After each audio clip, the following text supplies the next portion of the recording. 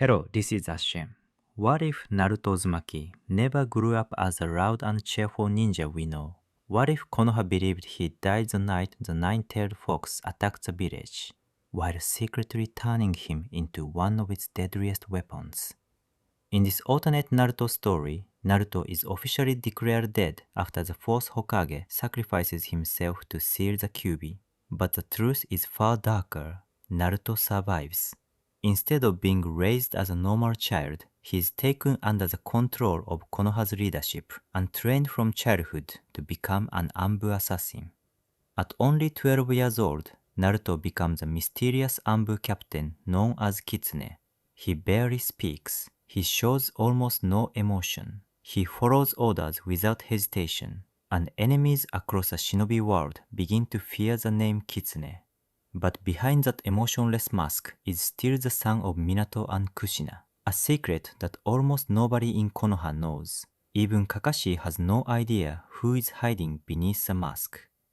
Then everything begins to change when Orochimaru discovers the truth, and Naruto's buried connection to the Nine Tails begins to awaken. What happens when the boy Konoha tried to turn into a weapon finally discovers who he really is? Interesting? Well then, sit back, relax, and enjoy listening. Chapter 1, The Beginning. Konoha, the Hidden Village of Leaves. October 10th. Devastation and chaos was evident in the hidden village of Leaves in Fire Country, when a massive roar can be heard around the village. Ninjas of all ranks looked up and saw a huge monstrosity of a nine-tailed fox, Kyuubi no Yoko Kitsune. He was on a rampage, destroying all the surrounding forests and mountains with a casual flick of his 9 red tails. These tails could cause tsunamis and earthquakes. Numerous ninjas started firing different elemental-based jutsus at the demon but to no avail.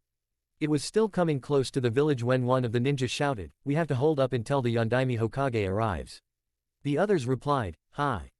Hokage Tower, same time." Namikaze Minato was checking over a seal array design that he had just completed and was scanning through it to check for any mistakes. When, suddenly his last surviving student, Hitaki Kakashi, came bursting through the door and said, "Minato-sensei, Kushina-sama is currently giving birth to your baby at the hospital.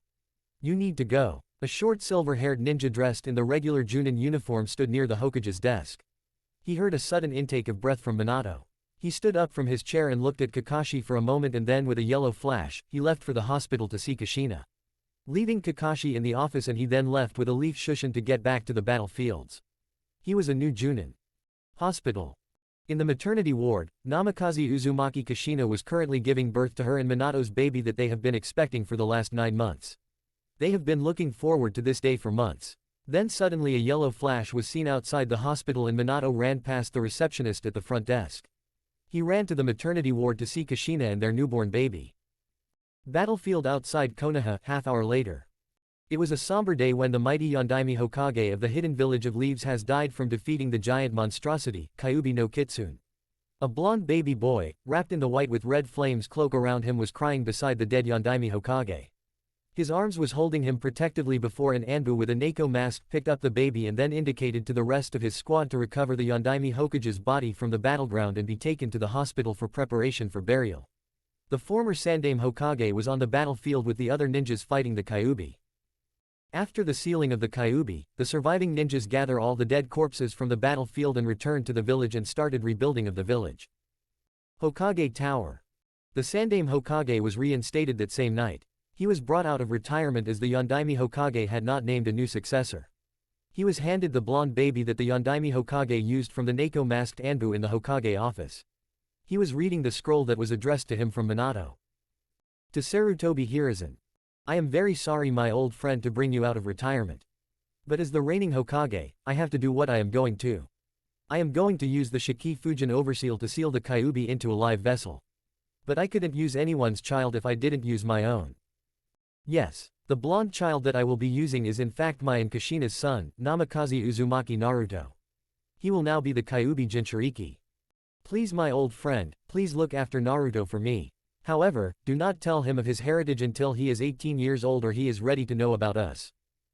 Jiraiya and Tsunade are his godparents as chosen by myself and Kushina. My will and techniques are located with them. When the time comes, please ask them to teach him his inheritance. Also when the time comes, please tell him that I am very proud of him and that we loved him very much and hope he has a wonderful life. Goodbye my old friend. From Namikaze Minato. The Yondaime Hokage of Konohagakure no Sato. He sighed about the situation and quickly hid the scroll in a seal under his desk, when a chunin knocked on the door, to inform him that the council elders has come to speak to him and they found out that the baby is still alive. Danzo, the old war hawk, has always been looking for an opportunity to enhance Konoha's defenses. The two former teammates of the Sandaime Hokage were also there. Kaharu and Homura were standing next to Danzo. They demanded to know the situation. Sarutobi-sama, what is happening out there? Who is that baby? Asked Kaharu after spotting the baby in his arms. The Sandaime Hokage stiffened and knew he had to reveal the situation to the three elders. This is Naruto, the baby boy that the Yondaime Hokage sealed the Kyuubi in tonight. He is going to have an unhappy childhood, thought the Sandaime Hokage. Their discussions went on for a few hours, when a summons for a full council meeting was called. The three elders and the Sandaime Hokage stiffened and they knew that the council would want Naruto's quick execution as the Kyuubi Jinchuriki. So in agreement, the four elders decide to announce that Naruto has died from too much chakra for his young body. They decided to train him aside from the normal ninja program. They knew that he will be ostracized from the general populace if they known, so they decided to train him as an ANBU. Council meeting room. A full council meeting was in session, where all the major shinobi clans and the civilians were gathered around demanding to know the situation. They were informed that all the members of the Namikaze's family has died that night after the Yondaime died sealing the Kyuubi into his infant son. His wife, Kushina has died in childbirth and that Naruto died from chakra overload. The news has shocked Senju Tsunade, the last of the Senju and her former teammate, Jiraiya, the former sensei to the Yondaime Hokage. They were on the battlefield, helping others when they heard the news that the Yondaime Hokage has died from the sealing ritual. No, that cannot be true, said Tsunade, the slug Sanin. Grieving over the news of the deaths of Minato, Kushina and Naruto on October 10, Jiraiya, the toad Sanin and Tsunade, the slug Sanin with her apprentice, Shizune left Konoha the day after that fateful day and has never returned for many years to come. The Sandaime Hokage looked out of the window wistfully. He felt something ominous with the decision that he reluctantly made. Chapter 2, Enter the Fox. Konoha, 12 years later. It was around that time of the year, when the latest bunch of academy students was about to graduate. The village has become very peaceful, since the Sandaime took up the reins again as the Hokage. Everyone was outside enjoying the sunny day and you can find children playing on the streets and the shops selling their merchandises. Currently, we are in the Hokage office, where all the Junins are gathered together in discussions of who is training who. Amongst the Junins were Hitaki Kakashi, Yuhi Kurenai and Sarutobi Asuma. They were standing near the wall, when a flare of chakra alerted them of an incoming ANBU member. He suddenly appeared in front of the Sandaime Hokage and knelt down in respect. Hokage-sama, reporting. The mission has been completed. Here is my completed report, the ANBU ninja reported. Then he stood up and the gathered Junin suddenly realized he was short for an ANBU. He stood up straight and awaiting new orders. Thank you, Kitsune. You are dismissed. Please report back to base, said the Sandaime Hokage. He placed the scroll aside and looked at the gathered Junins and found them discussing the just departed ANBU. It seems that Kitsune was a well-known S-rank ninja in enemies' bingo books and in the village, but no one know who he is as his identity has been hidden since he was a small child. Some of the Junins, who had been ANBU, had worked with him but does not know who he is as he never socializes with anyone. He rarely spoke to other unless on missions. He would often listen to orders and then lead his own squad to fulfill the missions.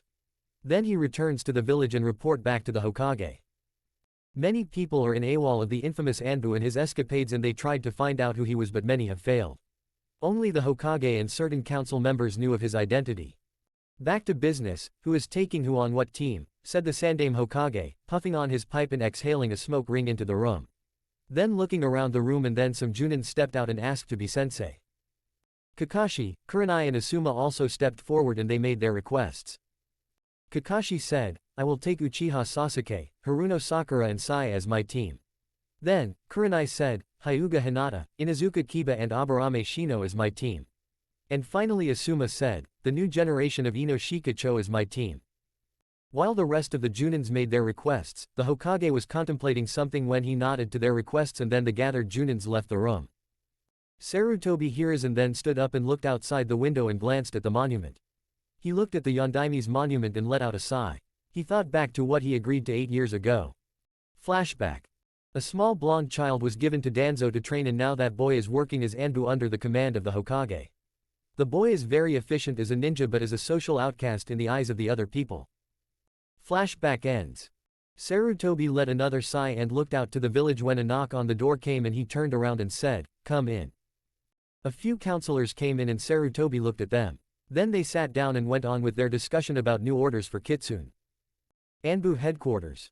Kitsune appeared with a minute flare of chakra outside ANBU headquarters. He turned to the entrance when a squad came out and saw Kitsune. They bowed to him as he was their superior.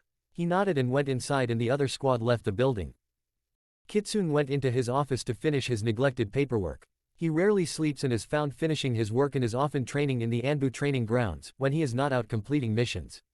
This has been his life for the last 8 years. The Hokage was the only one kind to him when he was a child. He has been ANBU for a few years now. He has completed many missions that usually killed numerous ninjas and they don't return to the village. Feeling the rumble of hunger, he got up and went to the cafeteria and bought some food to eat in his office. Other ANBUs saw him and bowed in respect, and he nodded at them and left. Taking off his Kitsune mask, a full head of blonde head of hair and the most beautiful azure blue eyes could be seen. However, there were no emotions in those eyes. They were the cold ice chips devoid of any emotion, fitting for a professional assassin. Emotions that should not belong to a 12-year-old boy, who happens to be an ANBU captain. He started to eat his lunch while finishing his paperwork, and he carried on, until a messenger bird was heard outside. He replaced his mask and looked outside the window, and the messenger bird swooped down with a summons from the Hokage. He picked up his stuff and made sure that he had everything, and with a poof disappeared to the Hokage tower. Arriving at the tower, Kitsune flared his chakra and was allowed to enter the office, and there he saw the Hokage and an unfamiliar Chunin with a scar across his nose. They were discussing something about the academy and the students. "You summoned me, Hokage-sama?" asked Kitsune in a monosyllabic tone. "Ah yes, Kitsune, I need you and your squad to complete the mission on this scroll, and it should take some time to complete." "Are you clear?" said the Hokage. "Yes, my lord. It will be done," said Kitsune, and with a poof, departed from the office. "Uruka, what was we discussing before the interruption?" said the Hokage. "Hokage-sama, was that the infamous Kitsune-sama just now?" inquired Uruka. He had surprise on his face when the ANBU stood up, and he wasn't really tall. The Hokage nodded his head at Uruka, while smoking his pipe. "My lord, he is a bit on the small side to be the infamous Kitsune-sama," asked Uruka. His brain was putting pieces together, and as a teacher, he recognizes the physique of a child. No adults can be that small, and he believes that the infamous Kitsune is a child but doesn't know who it is, as he has never taught him at the academy. The Hokage dwelled on this piece of information and found Uruka looking at him. He let out a sigh and puffed on his pipe, and then he glanced up the photo of the fourth Hokage and then let out another sigh. He pondered a while longer, and then he remembered what he promised Minato 12 years ago. Flashback. "Sandaime-sama, please look after him and make sure that he is treated as a hero, and tell him that I am very proud of him," said a dying Minato. He wrapped his little finger in the baby's little hand. The baby started to cry. "Of course, Minato, I promise you to look after him," said the Sandaime. He watched Minato take his last breath. The reinstated Hokage watched the Neko-masked ANBU picked up the baby, and they went back to the village. Flashback ends. The Sandaime was fighting with his conscience at this moment. He wanted to integrate Kitsune back into the village with friends of his own age, but he was also protecting him from the politics of the village council. The council consists of shinobis and civilians. They were the one who held Kitsune's future in their hands. He could be executed for what he carrying inside on him, and he can't do anything about it. In other words, he is Konoha's weapon, but the majority of the council does not know who he is. Congratulations, Uruka. You are the first person to work out that Kitsune is a child. But this is a SS rank secret. You must not tell anyone about this. Let them work it out themselves. "Yes, Hokage-sama," said Uruka, and they returned to what they were doing. Konoha 1 month later. Arriving at the main gate of Konoha, ANBU Team Kitsune arrived back from their 1-month mission in the Land of Lightning. They were tired and they were heading to the Hokage Tower, when they encountered Team 7 and 10 coming in from doing D-rank missions. They were led by Sarutobi Asuma and Hitaki Kakashi, who was reading an orange-covered book, when they saw the disheveled ANBU members. They were covered in dried blood and were extremely tired. They weren't as agile before the mission. However, when Kitsune noticed the others, he raised his right arm, and then they stopped. In a few minutes of silent communication, 3 of his squad members poof away, and there left Kitsune with the 2 teams, who hasn't said anything yet. With another poof, Kitsune departed from his spot. While the two girls on both teams asked their sensei. Who is that, Asuma Kakashi-sensei? Asked Ino and Sakura. The boys stayed silent and waited for their answers. Both Junins looked at each other and then nodded. That was Kitsune, one of our strongest ANBU, said Asuma, with a nearly finished cigarette in his mouth. The new genins started talking amongst themselves. However, it was the girls doing all the talking, while Sasuke and Shikamaru was pondering what they saw in those few moments and started thinking to themselves. Come on, let's report back to the Hokage, said Kakashi, still reading his book as he walked to the Hokage Tower. Hokage Tower. Kitsune was completing his report for the one-month mission to the Hokage, when he encountered Team 7 and 10 again. They were waiting to see the Hokage. After completing his report, Kitsune walked past them and then with a poof left the tower. He needs to go back to headquarters to rest up and finish his paperwork. Meanwhile Team 10 went through their report and collected their pay and left with a new mission. This left Team 7 in the office with the Hokage and his assistants. Mission Takahashi completed, said Kakashi, with his genin standing behind him and they were awaiting a new mission. Sakura was fidgeting, while Sai and Sasuke were standing there. Let's see, how about babysitting the Shinji twins, painting the bathhouses, plowing the... Not again. Isn't there any better mission that we could do? Sighed Sakura. Sasuke was thinking of the same thing but he is too antisocial to voice it aloud. Sai nodded in agreement. SS. Chapter 3, Meeting Hinata. ANBU Headquarters. Arriving at headquarters, Kitsune went into his office to complete the rest of the paperwork after completing another mission and feeling bored. He decides to brush up on some techniques by doing some extra training. He went to a deserted training field away from the village. Hours later, feeling very tired after all the training, he decided to take a break under a tree. Taking a few minute breathers, looking at the calm sunset he started to fall asleep, resting on the trunk of the tree.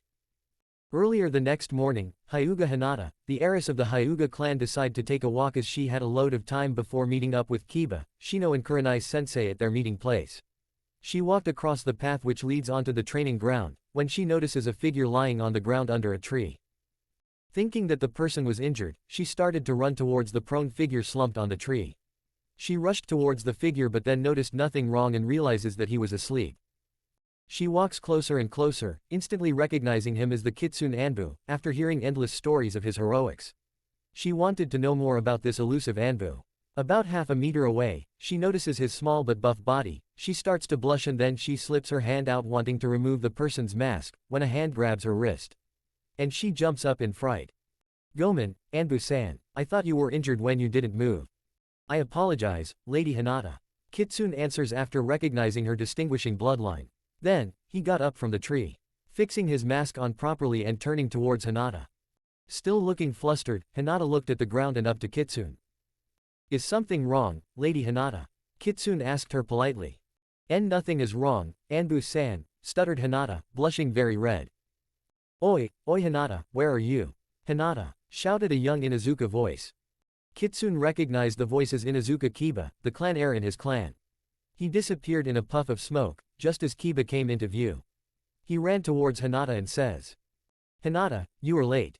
Kurenai-sensei is looking for us in the training field next door. I am sorry Kiba-san, said Hinata, still blushing like a strawberry. Kiba, noticing her red face, asked her. What is wrong? Nothing is wrong, stuttered Hinata. She turned around and ran ahead. Kiba, not far behind, ran after her. ANBU Headquarters. Kitsune arrived back to his office and sat down on his chair. He sat there for a few more moments when he heard an eagle cry. The Hokage was calling for him and his squad for a mission. He replaced his katana and went to freshen up and replaced his mask and teleported to the tower. Hokage Tower. Arriving at the office, Kitsune knocked on the door and was told to enter the room. Only the Hokage was there. He was stood up looking outside at the village. He was sighing and smoking his pipe, when he turned around and looked at Kitsune. Ah, Kitsune, I need you and your squad to complete this mission ASAP, said the elderly Hokage, handing him a mission scroll. Yes, Hokage-sama, said Kitsune and left. Another assassination. What's left? Sighed the Sandaime Hokage. Meanwhile, the members of Team 7 were on the road to Wave with the bridge builder Tazuna in tow. They had a relatively peaceful journey, when they were attacked by missing nins. Sakura and Sasuke took up a defensive formation, while Kakashi was removed from the area. After a few minutes of fight between the genins and the missing nins, The missing nins was knocked out by Kakashi and tied to a tree. He interrogated them for a few minutes when they woke up and found out that Tazuna lied about the ranking of the mission and what the situation was. Tazuna-san, it seems that you lied to us about your situation. This mission is not suitable for my genins. The rank is too high. We should go back to Konoha and report back to the Hokage, said Kakashi, looking at Tazuna.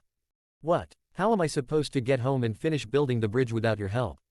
I will be killed by Gato and that would leave my grieving daughter and grandson, exclaimed Tazuna to the group.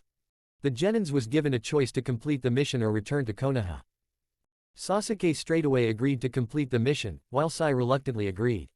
But Sakura felt that they weren't ready for some high-rank mission. She was overruled by the boys on the team. She grudgingly agreed and followed them as they made their way to Wave.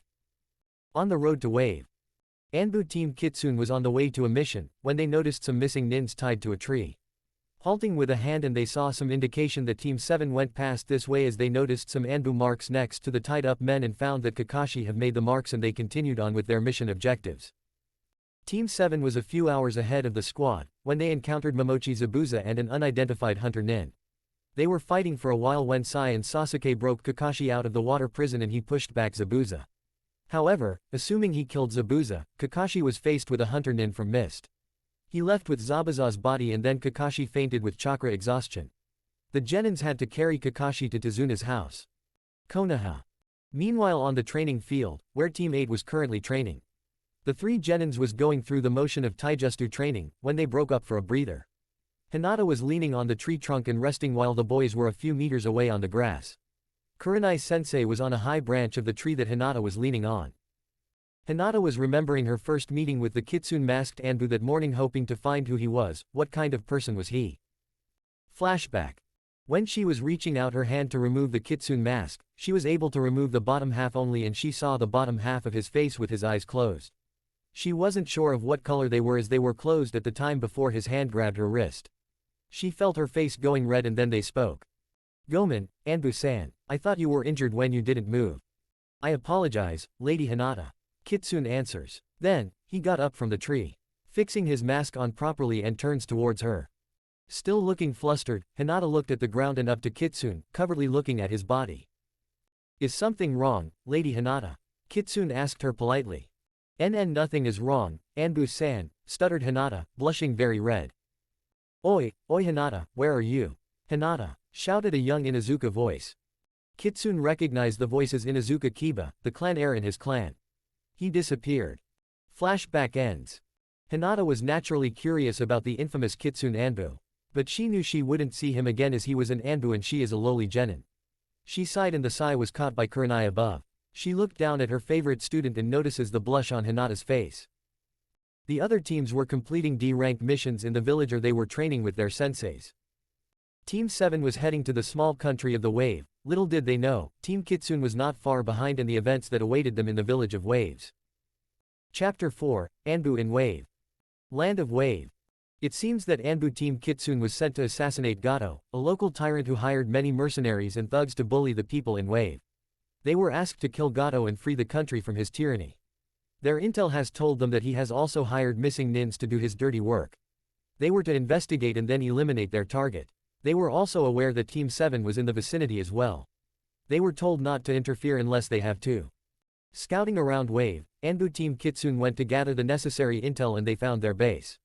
They sneaked in and found that everyone has already left the base and found that they converging on the new bridge. ANBU Team Kitsune left for the bridge, and there they found Kakashi fighting Momochi Zabuza and his genins were fighting a masked boy in a wall of ice mirrors. Kitsune held up his right arm and the squad stopped. Then they sensed another chakra signature behind Kakashi. He was coming in for the kill. The unknown ninja was about to stab Kakashi, when a kunai came out of nowhere and intercepted the sword. Kakashi turned around when he sensed more chakra signatures. Oh no, more ninjas. Are they friends or foe? Kakashi thought. Then a huge gust of wind came out of nowhere and blew away the mist, revealing to Kakashi the two missing nins and ANBU Team Kitsune's positions. It was Kitsune, who performed the just you. He stood back up and pulled out his katana. ANBU Team Kitsune regrouped around Kakashi, when Kitsune ordered two of his squad members to help the genins. They immediately went to help Sasuke, Sai and Sakura, who was defending Tazuna at the end of the bridge. Meanwhile, Momochi Zabuza and the unknown missing nin was shocked that there was ANBUs about in Wave. They weren't aware that there are other ninjas about. Kakashi was also surprised about the squad's presence, when he noticed that Kitsune was looking down the other end of the bridge. He turned around and noticed a lot of people converged at the end of the bridge. It was Gato and his mercenaries. They were watching the fight. "Hitaki-san, you should go and check on your genins and have a rest," said Kitsune. Noticing that his squad members has knocked out the masked ninja, and has rescued Kakashi's 3 genins. They were on the side of the bridge, awaiting further orders. Kitsune lifted his right arm up and the rest of his squad stood down. Kakashi also understood the gesture, having been in ANBU a few years ago. He stood down as well as Kitsune is his immediate superior on the field at the moment. Kitsune turned around to face Zabuza and he pulled out his katana. He is aware that this was not part of his orders, but he was told to keep an eye on Team 7 as well, due to Sasuke Uchiha's presence. He pointed his katana at Zabuza and then a high-speed Kenjutsu battle took place. Clanging metals could be heard every few seconds and then a few seconds later, a downed Momochi Zabuza was on the ground with a katana blade on his carotid artery. Kitsune has defeated him and is now about to restrain him when a clapping sounds was heard on the other end of the completed bridge. It was Gato and his henchmen. They were numbering around the hundreds. They were surrounding him like a barrier. Kitsune looked up and spoke for the first time, within others hearing beside his squad. "Ah, you are Gato, the entrepreneur that bullying the people of Wave. What the heck, why is there Konoha ANBU here?" After eliminating Gato and his henchmen, ANBU Team Kitsune members destroyed the corpses and turned to Zabuza and the now identified Haku. They stood on the side of the bridge watching the going on and they were injured. Zabuza made a truce with Kakashi and his team as he explained that his former employer is now dead. What would be the point if Tazuna died here? ANBU Team Kitsune is not allowed to meddle with other countries. Missing nins decided to leave Kakashi and his team alone as they have fulfilled their mission objective. Before they left, Zabuza and Haku, already tired from the running from Mist Hunter nins, asked Kitsune whether they could return to Konoha with them and become citizens. Kitsune, after discussing the issue with his team members and Kakashi, a former ANBU, agreed and the 4 ANBUs left with the 2 missing nins in tow, leaving Kakashi and his genins to complete their mission. Sasuke woke up unaware of ANBU Team Kitsune's participation in the battle. He was unconscious when Haku knocked him out. However, he has activated his prized Sharingan and believes he is impenetrable now. Sai and Sakura has witnessed everything but didn't say anything to Sasuke as they were ordered not to speak about Team Kitsune's interference. However, he was told that Zabuza and Haku has now defected to Konoha and has left. The rest of the mission went peaceful for another 10 days and they returned home to the village. Konoha. It has been a month since the interaction of ANBU Team Kitsune and Team 7 since the Wave mission. They have not seen each other for a while, when Kitsune came out of his office at headquarters and came into contact with the 3 Junin senseis of the current genins. They were talking amongst themselves. They were walking past headquarters without being aware of it. Kitsune looked around and about to leave, when a voice stopped him and he looked up to the speaker and it was Kakashi. He was looking at him and the other 2 Junins stopped what they were doing. "Kitsune-sama, how are you doing? Haven't seen you for a while since the mission in Wave." "I am fine, thank you very much, Hitaki-san." "Good day, Sarutobi-san and Yuhi-san." And with a shushin, he left for the tower. The 3 Junins started to talk amongst themselves about the antisocial and elusive ANBU. They don't like riddles and they want to know who is beneath the mask, and so far they found that he is small, antisocial, less talkative, and very loyal to the Hokage. Hokage Tower. Kitsune arrived at the tower and went to get his orders from the Hokage. The Sandaime was currently wrestling with the piles of paperwork that was on his desk and he looked up and said, "Come in, Kitsune." Kitsune appeared in his office. He bowed in respect to the Hokage. "You asked to see me, Hokage-sama." The Sandaime turned around and looked at the young ANBU and said to him, "You and your squad will not be doing any more missions for a few months starting this weekend.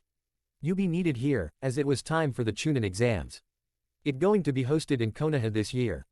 "I understand, Hokage-sama," Kitsune nodded in respect. "I need you and your team to protect the area when the exams start and report any situations." At once, Kitsune disappeared in a poof of smoke. Chapter 5, The Chunin exam starts. It seems that it was the time of the year again, where talented genins can take the Chunin exams to become Chunins. Chunin's exams, first stage. All the rookies assembled at the room for the written exam as they were all selected to take the Chunin's exams by their senseis. In the exams hall, they met Ibiki Morino, the examiner for the written exam. "Now you are all here to see if you're ready for the next level of ninja. However, it not easy as you think. There are 10 questions on the exam. Answer them, and if you caught cheating, you are disqualified from the exam. Now begin. The genin started writing their answers, some using their special techniques to find the answers. Ibiki and other chunins observed to find the cheaters. 30 minutes later, the exam.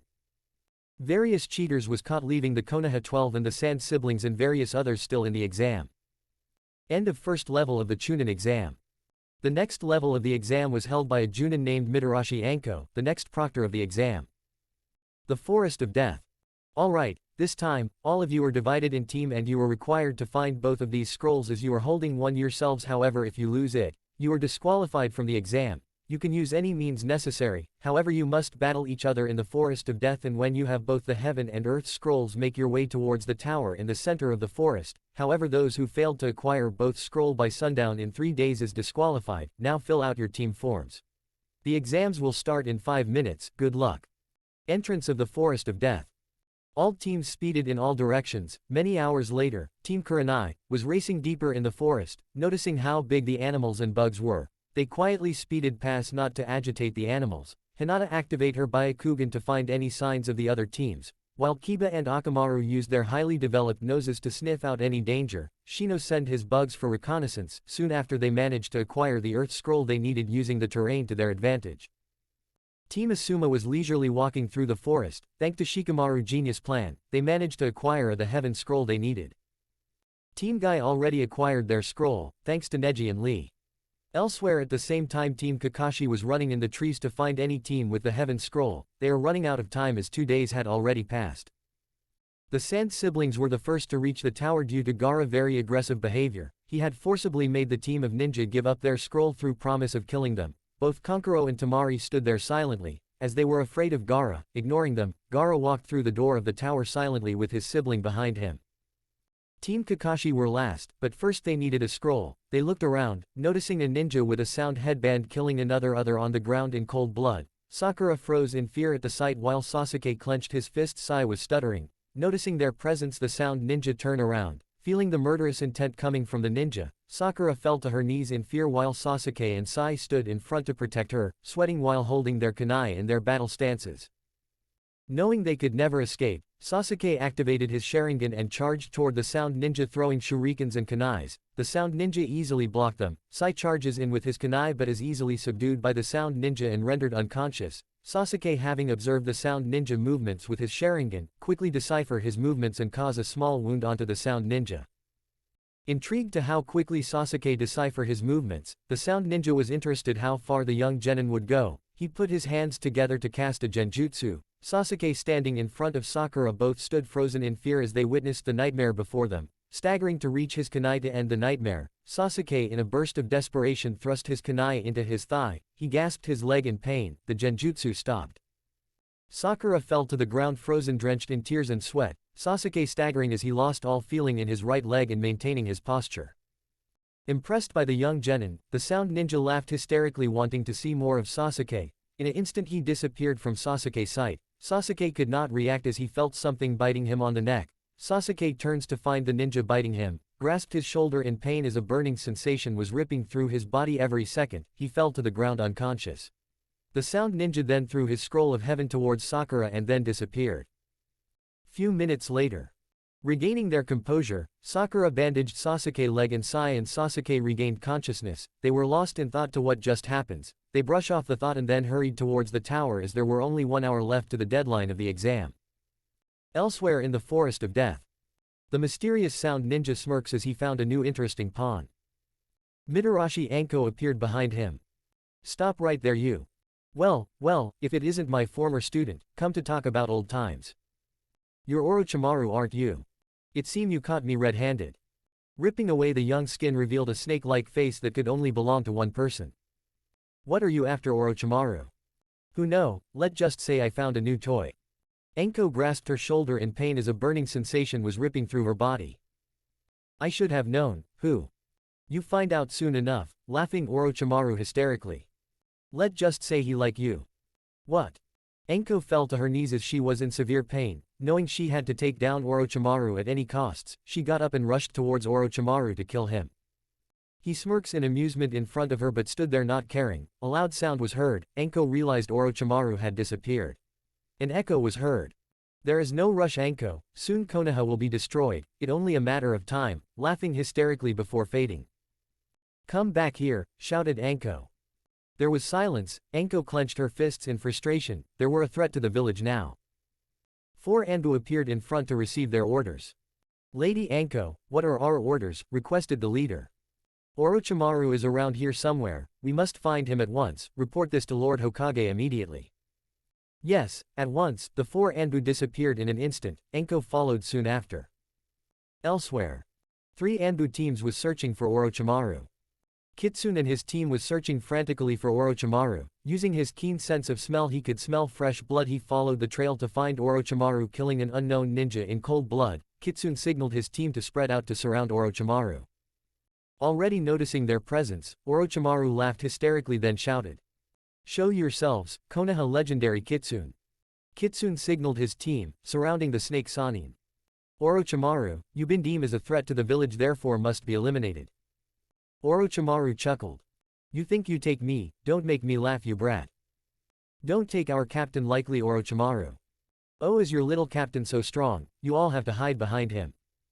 Annoyed with that comment, the other 3 charged toward the Sanin. Orochimaru smirked. In an instant blood fell to the ground as 3 bodies fell without moving. Kitsune looked with horror as his team was taken down in an instant. They were alive but just barely. Orochimaru walked towards one to finish off. He lifted his kusanagi sword and about to slash away what was remaining. He raised his arm then thrust it down until he was blocked by a katana, who knocked his sword away. Orochimaru bounced back a few feet. So the legendary Kitsune have decided to fight. Orochimaru, you are merciless. What does that make you? You a professional assassin, you no different than me. You are wrong, I do this to protect the village. The village, you are known as a killer to protect those worthless fools. How amusing someone strong like you have to answer to those weak fools. It been my mission to protect the village. You should be joining me instead of those cowards. Never, Orochimaru. Sparks was flying from every direction. Kitsune batted Orochimaru with his katana and tried to stab Orochimaru and missed. He got slashed in the shoulder when he pushed back 2 feet. He grasped his shoulder for a moment. When a flurry of snake flew towards Kitsune, he slashed them away with his katana until 2 snake coiled itself around his legs and pulled him down. He couldn't move his arms and legs at all as Orochimaru's snakes coiled themselves, immobilizing him. Orochimaru smirked at how helpless the ANBU looked before him. Do you want to change your mind? Never, over my dead body, Orochimaru. So you choose to die over power, how amusing, I can make that wish come true. Kitsune could not react, he felt various blows over his body, he winched silent in pain until he was stabbed through the stomach, he spat blood as the pain slowly intensified, he could not take any more, he started to lose unconsciousness when he heard a voice from inside himself. Naruto, destroy him who hurt you, let me help you, I'll save you from the pain. The Kyuubi offered his chakra to Naruto.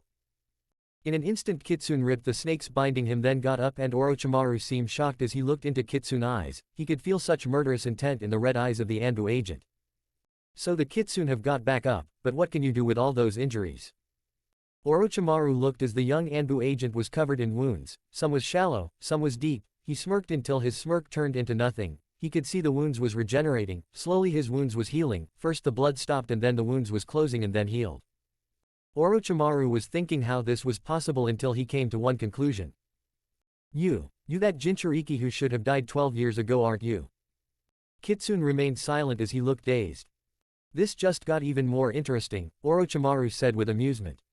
Orochimaru put his hands together to cast an ninjutsu. He summoned dozens of snakes. They rushed towards Kitsune, completely surrounded. He slashed them away with his katana, then Orochimaru rushed in with his kusanagi sword. He was blocked by a katana, knocking his sword away.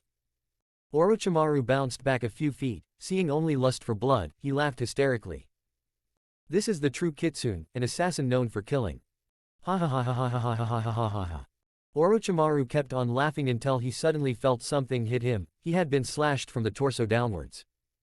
Losing a lot of blood and realizing that this was problem, he decided to end the fight before he ended up being cut down, but first he needed to take care of the problem, the Jinchuriki. Immediately he held his hands together. Kitsune suddenly rushed and thrust his blade through Orochimaru without any hesitation. Orochimaru smiled before disappearing. In his place came dozens of snakes coiling themselves around Kitsune. He struggles to get free but was trapped. Orochimaru appeared in front smiling. Orochimaru undone the ANBU uniform to reveal a seal on the stomach. Orochimaru raised his hand and chakra flared from the fingertips, 5-element seal. Orochimaru thrust his hand onto the seal. Kitsune struggles, yelled with pain, then slowly fell unconscious. The snakes let go, then Kitsune fell to the ground. Orochimaru was pleased but started to lose vision due to the injury caused by Kitsune, so he decided to leave. That was entertaining, we'll meet again, Kitsune. Few minutes later. Enko and another team of ANBU was still searching until they spotted bodies. They identified the bodies of members of Kitsune. They checked the 3 bodies if they were still alive. Kitsune was unconscious with small wounds further on.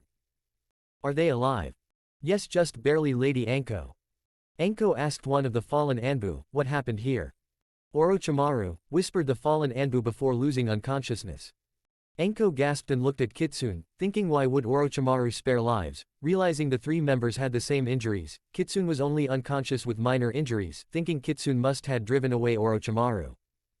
Take them back to the village and inform the Hokage at once. Yes, Lady Enko. Team Kitsune was taken to the hospital. Chapter 6, The Chunin Exams Part 2. Chunin's exams, second stage, the Forest of Death. The preliminaries of the Chunin exams was happening inside the tower, while many ANBU squads were patrolling the area after hearing that Orochimaru was in the vicinity, and they were searching the forest and surrounding areas. Inside the tower, the Genins was randomly pitted against each other to see who would go the next round of the exam, 10 matches with 20 participants. Sasuke vs Yoroi. Neji vs Hinata. Sakura vs Ino. Temari vs Tenten. Gaara vs Lee. Sai vs Kiba. Shikamaru vs Kin. Kankuro vs Masumi. Shino vs Zaku. Choji vs Dosu. After all the fights were finished, the winning Genins was asked to stay behind. The winners were Sasuke, Neji, Temari, Gaara, Sai, Shikamaru, and Kankuro and Shino. They were asked to choose a number from a box, and this was the lineup. Neji 1 versus Sai 2. Sasuke 3 versus Gaara 4. Temari 5 versus Shikamaru 6. Kankuro 7 versus Shino 8. After all the matches have been decided, the Hokage dismissed all the people in the tower. He will see them all in a month's time and congratulate them on their training. All the Genins and their Junin sensei left the tower. The Hokage and his usual entourage of guards left the tower in the middle of the Forest of Death. He has a lot of paperwork to complete and to see if Kitsune is injured or not after hearing about his encounter with Orochimaru from Enko. Elsewhere. Kitsune woke up in a strange room. Remembering what happened, he turned his head to find his team in bed. They were resting on the opposite beds. Where am I? He asked himself. He looked around the room. The sun was shining into the room and he could tell it was near midday. He tried to get out of bed but he fell down with a wince. Later in the day. After his encounter with the missing nin, Orochimaru, Kitsune staggered back to ANBU headquarters while the rest of his team are resting. And he popped a blood pill to replenish his blood supply and get his strength back. When he got to his office, he collapsed on the 2-seated sofa and fell asleep. Meanwhile, the Hokage was back in his office and he was looking into his crystal ball and noticed that Kitsune has arrived safely back to ANBU headquarters. He has removed his mask and fell asleep like an innocent child, when he noticed some red chakra leaking out of Kitsune. He wasn't aware of it yet, when the Hokage shunshined to his office and went to check on the seal. The seal has slightly been tampered with. Oh no, we need Jiraiya for this, he is the only who can reinforce the seal, said the Hokage, watching the boy sleep on. He feels guilty for what he has done to the boy. Departing for his office, the Hokage was about to summon some ANBUs to go and locate Jiraiya, when he received some reports of a pervert peeking in the bathhouses. He immediately thought of Jiraiya and with a poof, he left the office without his usual entourage of guards. What they need to talk about is very top secret. Bathhouse. Arriving at the bathhouse, the Sandaime Hokage walked around, greeting any people who were around, and then he heard a giggle from one of the far walls. He turned towards the sound and found the back of his former student peeking into the bathhouse. Walking up to him, the Sandaime Hokage made a small cough and Jiraiya said, "Go away, I am busy here." The Sandaime Hokage coughed again. He was ignored and he then coughed again and again. Jiraiya, having enough of the interruptions, and turned around and saw his former sensei behind him. He stood up and said, "Hello, Sarutobi sensei, how are you these days?"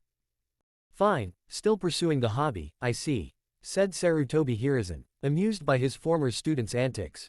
He started to walk away from the bathhouse. Jiraiya followed him and together the two men went to the Hokage tower to discuss something. Hokage office. Jiraiya, I need you to check something for me. This is utmost great importance, said the Hokage, looking very serious for once. He looked at Jiraiya, who asked, "What do you need me for?" "I need you to check a seal, a very important seal. You need to repair or reinforce it before anything happens," said the Hokage. "What seal is this and where is it and what is going to happen if I don't repair or reinforce it?" questioned Jiraiya. "The Shisho Fujin overseal." "What the? That seal hasn't been used since Minato used it on his son to seal in the Kyuubi 12 years ago. Also, his son is dead. How come that seal is still being used?" "What I am about to tell you is triple SSS secret. Minato's son is not dead. He has been living in Konoha for the last 12 years. He has been under my and the council's care for the last 12 years. Said the Hokage carefully. What? You lied to me, you told me he was dead," said a shocked Jiraiya. "I was trying to protect him but the council is defying me every step of the way. If I didn't do what I did, he would be executed years ago," explained the elderly man to his former student. "Where is Naruto now? I was supposed to be his godfather," exclaimed Jiraiya, getting angry that his former sensei lied about his godson's existence. He wants to see him. Quickly calculating the time of Naruto's birth and the present time. It would Naruto, 12 years old and graduating the ninja academy. "Is he in the village now? He is not off with his genin team on a mission or something?" asked Jiraiya, glaring at his sensei. "No, he is currently sleeping in his office at ANBU headquarters," said the Hokage, shocking Jiraiya when he said, "ANBU." Jiraiya increased his glare at his sensei and said, "What the? What is he doing there? What do you mean, his office?" He was still glaring at his sensei, the father figure that he grew up with, when he was a genin.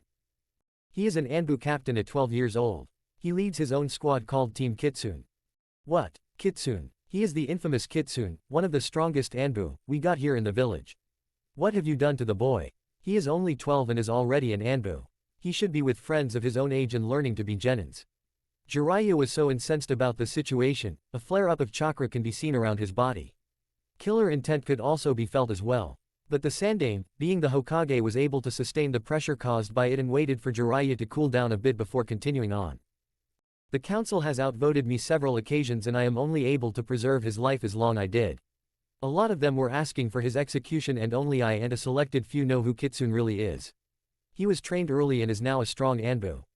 I want to see him." Still bristling from all the information he was told, he first wanted to see his godson after being lied to for so long. He looked pointedly at his sensei. "Let go to his office. He's supposedly still asleep," said the Sandaime Hokage. ANBU headquarters.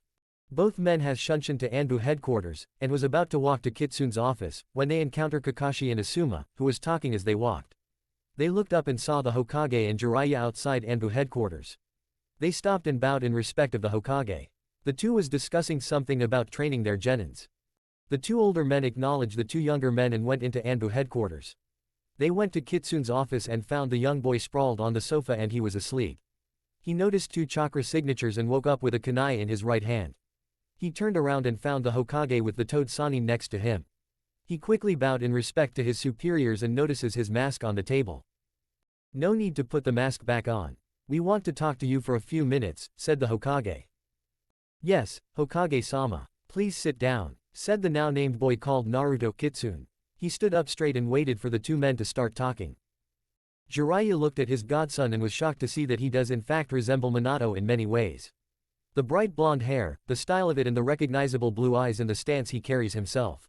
He wasn't a very big or tall boy. He believes that his growth spurt hasn't come in yet. He was wearing an ANBU uniform and is disheveled from his early nap. Physically, Naruto does resemble Minato but in others he looks like his mother, Kushina.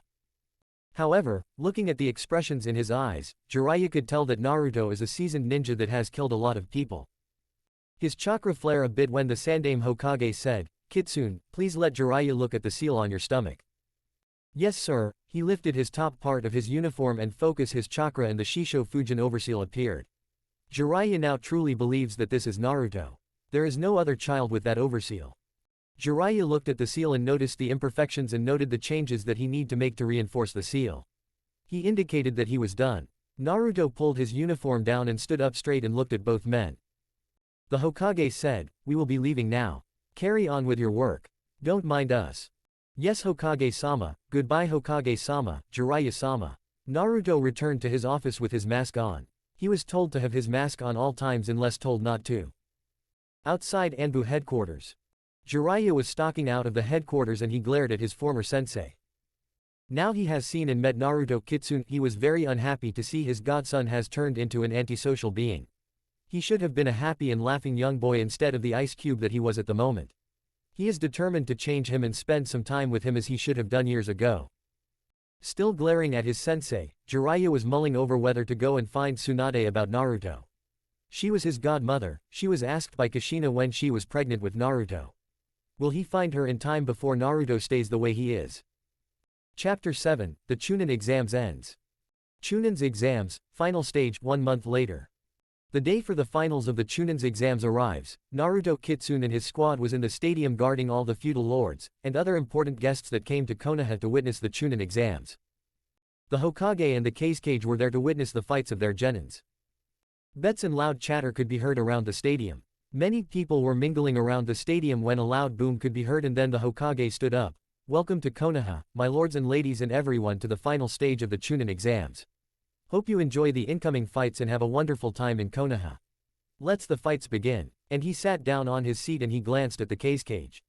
The Kazekage was looking out at the fields and its participants. He didn't see Sasuke there as the proctor. Genma Shiranui was explaining the process to the genins on the field. Then, only Neji and Sai were left on the field, while the rest of the genins was walking to the waiting room. Kitsune was situated close to the field and the Hokage, when he sensed a minute flare of chakra behind. It was a villager. He was dressed finely and he's sweating a bit. He was watching the match. Kitsune observed him for a few moments and turned around to observe the match. He was sat on the roof of a lower building near the stands, so that he can observe what is happening around him. He could sense different levels of chakra as Konoha Shinobi was also welcome to see the exams as well. Kitsune was checking around him and he was aware of where his subordinates were situated. Going back to the fight between Neji and Sai was intense as you could see the Hyuga's Byakugan in action and ink just you flying around the stadium. The fight seems to take a bit longer as both participants were so stubborn to not lose. Kitsune meanwhile still observing the fight noticed the same villager sweating profusely and he stood up and walked up to the offending man. He whispered in his ear and the man stiffened up and stood up and left with Kitsune. Walking away with Kitsune, the man fidgeted about when Kitsune indicated to his subordinate to take him to Morino Ibiki. Turning back, Kitsune returned to his original position and found that Neji has won his match and Sasuke's match has been pushed to the end as he has not arrived. It was Temari and Shikamaru's match now. They were mentally challenging each other. Kitsune gave a small smile under his mask as he was aware of what the two was doing. They were trying to outdo each other. But neither was giving an inch. The fight lasted for nearly an hour when Shikamaru finally gave up with the reason of overuse of chakra. The winner was Temari. The next match was Kankuro and Shino, but Kankuro gave up straight away, not even setting foot on the field. He didn't want to fight for some strange reason. So with a gap in the matches, loud chatter and numerous bets could be heard again in the stadium. People were getting impatient about the wait when Kitsune could hear a minor commotion near the exit. He went to investigate the sounds and found a few cats have a cat fight around an overfilled trash can. He lifted the top and found a few fish bones on the top and found that the rubbish was recently. He found that something is going on but decided to investigate later and he went back into the stadium. Going back in and he noticed that Sasuke and Kakashi has arrived. Gaara and Sasuke were in the middle of their fight. They were avoiding each other and then Gaara started to partially transform into Shukaku, shooting out sands at Sasuke. He cut through the different layers of sands with a kunai and then running up the side wall, he held his right wrist and charged up a Chidori and he started to run towards Gaara. Reaching him, he plunged his wrist into the big ball of sand and started to pull back when a commotion broke out. It seems that the villager that Kitsune apprehended earlier has escaped and now is causing problems. About to move, Kitsune sensed a genjutsu is being performed. He brought his hands in a seal and mumbled, "Kai," and he leapt up and went to see what has happened. He looked towards the Hokage and saw a few unfamiliar people surrounding the Hokage. He lifted his right arm and his squad leapt with him to the Hokage on the roof. Arriving at the roof, Kitsune and his squad was a little bit late when a purple barrier came up from nowhere. He ordered his squad to find ways to dismantle the purple barrier but don't touch it after throwing a kunai at it. It disintegrated. He analyzed the situation and suddenly saw the answer to the problem. He signaled to his squad and explained the plan to the others. Two of them stayed behind to act as a decoy to the four sounds ninjas on the outside to the barrier. While Kitsune and his subordinate went another way. They moved away silently. They sneaked in the building underneath and went straight for the roof. They noticed a latched window on and some disturbed tiles on one side. They went for that and they silently moved through the gap. They found that they were inside the barrier and they made their way to the Hokage. Reaching the scene, where the Hokage and Orochimaru were fighting, Kitsune pulled out his katana and his subordinate did the same. They parried the kusanagi that Orochimaru pulled out to kill the Hokage. The Hokage looked up in shock to see Kitsune and Inu protecting him. They pushed Orochimaru back and flanked the Hokage. "Are you hurt, Hokage-sama?" asked Kitsune of his Hokage. "No, I am fine, thank you, Kitsune," said Sarutobi. "Less talk and more fight," sneered Orochimaru, when he recovered from the push back from the two ANBU. He lifted his sword at his former teacher and said, "I am going to destroy Konoha." "No, you not. I am not letting you touch Konoha. I am going to take you down here and now." The fight started to gather momentum and many jutsus went flying overhead and back, causing a lot of damage to the roofed area that they are fighting on. Then suddenly Orochimaru decided to level the battlefield by using his forbidden Just You, the impure world resurrection jutsu to resurrect the dead. 3 coffins rose up from the ground. The Hokage looked at the coffins with disgust and shouted to Orochimaru, "You completed the technique. You know it is unwise to bring back the dead. Nothing can come of it. Kukuaku. Less talk and more fight."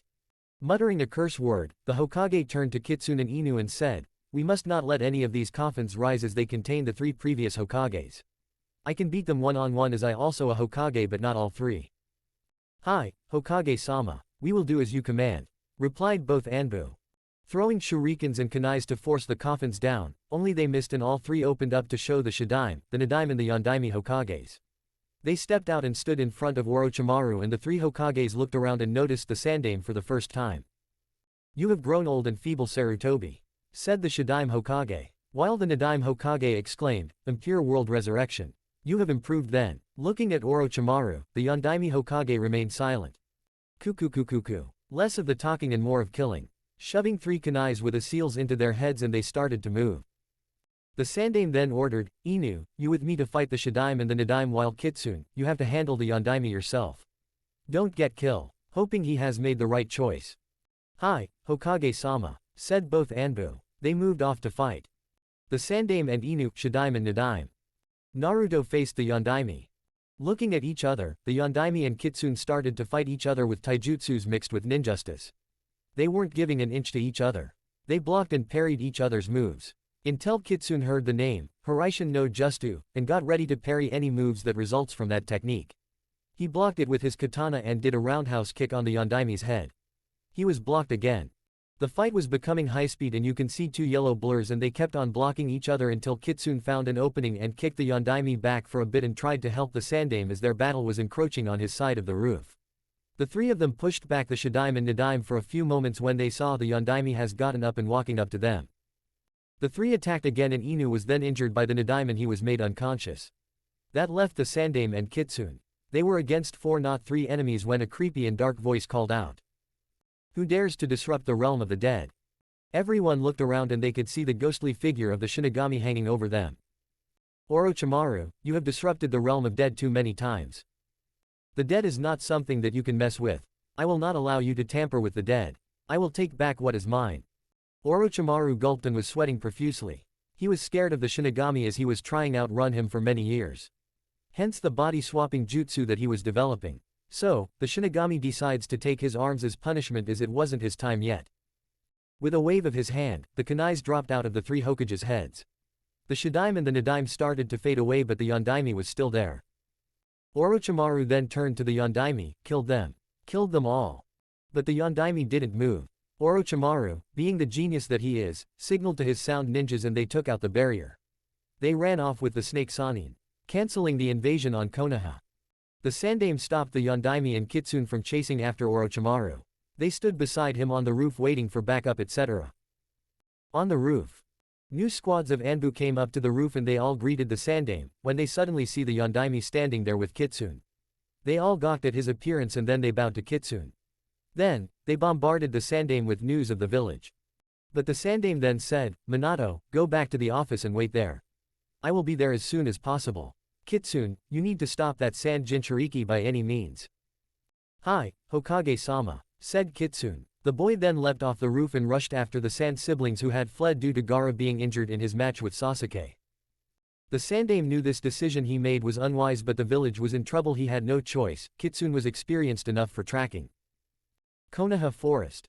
Sasuke was also following them. He was close behind until Temari stopped to face Sasuke while Kankuro carried Gaara away.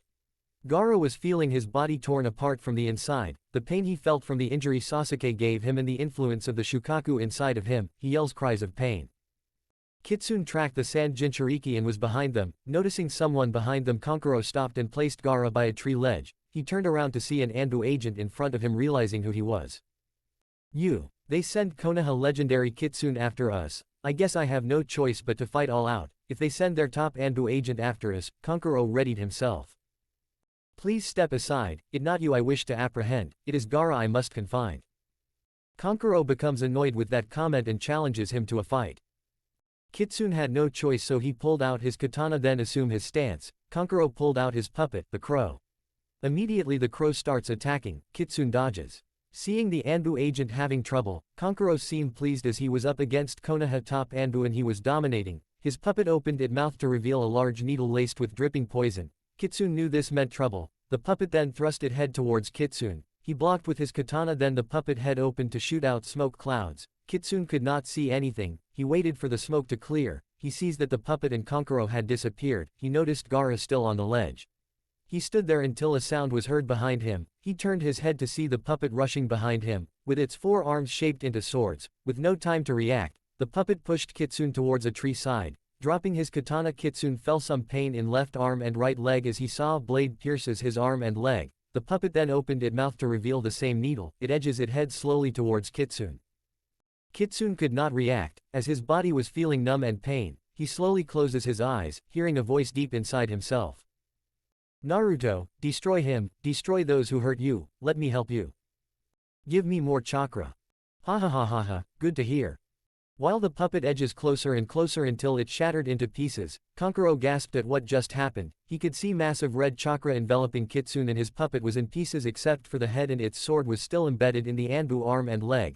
Kitsune got up and Kankuro seemed shocked as he looked into Kitsune's eyes. He could feel such murderous intent in the red eyes of the ANBU agent. Frozen with fear, Kankuro stood there as Kitsune silently walked toward him, pulling out the sword in his arm and leg. Kankuro could not understand what had happened. He had cornered the ANBU with his puppet. What happened? You should have been finished. Not quite, I merely destroyed your puppet. But how? The poison should have prevented that. Shocked, Kankuro couldn't comprehend what just happened. Frozen with fear, Kitsune walked towards him. Kankuro now knew why he was known as Konoha legendary Kitsune. He knew from the start from the many stories he heard of this legendary figure, and now it is the truth. Now, will you step aside? I cannot, protecting Gaara is my absolute mission. Kankuro pulled one of his chakra strings. The crow head started to move and rushed behind Kitsune. It stopped few inches behind Kitsune before shattering. What happened? My puppet's head. You do not learn, do you? But how did you do that? Kitsune remained silent then. Now, step aside. Kankuro fell to his knees due his powerlessness. Kitsune's eyes turned back into the blue eyes, then walked towards Gaara. Feeling the effects of his injuries, in an instant a cloud of smoke appeared to reveal a large brown grotesque figure. Kitsune looked on while Kankuro looked with fear. Few minutes later, Kitsune was having trouble with the sand Jinchuriki, as it rampaged across the forest chasing Kitsune. Closing in, Gaara swung his tail and slammed Kitsune through various trees. Gaara laughed hysterically until he was kicked aside. Gaara looked to see who was responsible. He saw Kitsune standing covered with various wounds. His mask broken, Kitsune threw away what was left of his mask, revealing his ice-cold blue eyes, expressionless face. Interesting, most people I send flying does not survive, but you're too much. Shut up, replied Kitsune. What did you say? I said shut up. Gaara then looked into Kitsune's eyes. He could feel murderous intent in the red eyes. He shudders a little, before brushing off the thought. Don't look down on me, judging me as a monster, yelled Gaara. Kitsune remained silent. See, you people are all the same, you have no idea how I feel. Gaara was turning more into his biju as his anger rose. Maybe I do, I am the legendary Kitsune. What do you know? I'm known as Kitsune. To protect the village is my duty, and I stop anyone who endangers it. Shocked at the comment, Gaara lashed out towards Kitsune. Having no more patience, Kitsune clenched his right fist and blue and red chakra gathered around it. He thrust his fist into the stomach of Gaara. Gaara stopped in midair, his Biju form slowly dissolved to reveal his original body. He coughed up some blood before falling down on the ground. Kitsune slowly dropped to the ground afterwards as his injuries was more severe than he realized. Gaara laid on the ground as he couldn't move, that one blow that made him useless. He looked at the ANBU across the ground, now knew why he was known as Konoha legendary Kitsune. Kankuro came down to see what happened. He noticed both Gaara and Kitsune was beaten. He walked towards Kitsune to finish him off. Suddenly Gaara stopped him. Kankuro, no, let him be. Kankuro, wondering what happened, then walked towards Gaara. He picked his brother up then walked away. They hurried on back. At the same time, reinforcements sent by the Sandame came to retrieve Kitsune. Further outside Konoha, Gaara and Kankuro, later joined by Temari after her fight with Sasuke. Gaara thought what Kitsune said and wonders, a monster protecting what most important. Gaara smiled at the thought. Kankuro and Temari noticed his smile and wondered what happened between the two of them. Chapter 8, The Fox Meets His Father. The next D.I. Minato looked at the ANBU masked boy man that was standing next to the far wall with professional ease. He had the posture of a professional assassin that has seen a lot. He wasn't too seriously injured after that intense fight that they had on the roof. It seems that he was one ninja that can fight on par with him if given a chance. From what he heard from the fight with the Sand Jinchuriki, Kitsune seemed covered in wound. Luckily the med ninja had healed most of them. Minato tried to talk to him, but he wasn't getting anything out of him as Kitsune wasn't socially prepared to chat to other people. Minato, feeling very suspicious of Kitsune, tried once again to open him up, but failed spectacularly again. About to open his mouth, Minato tried to speak when the door of the office opened to admit the Sandame. He was dressed again in the traditional robes and he sat down and noticed that Kitsune was lounging against the far wall. Kitsune stood straight and bowed to the Sandame. Kitsune, you do not have to bow down to me. You are the leader of the village. You deserve the respect, said Kitsune efficiently. The Sandame sighed and indicated to the silent ANBU and said, Kitsune, please wait outside. Hi, Hokage-sama, said Kitsune and left the room. Then he spoke to Minato for the first time since entering the room. Minato, how come you still alive? You should be dead 12 years ago, when you sealed the Kyuubi. How come you still alive? That I don't know why. I have some ideas but I need to think about it for a while, said Minato. Okay, let's talk about something else, said the Sandame. How is my son, Naruto, doing?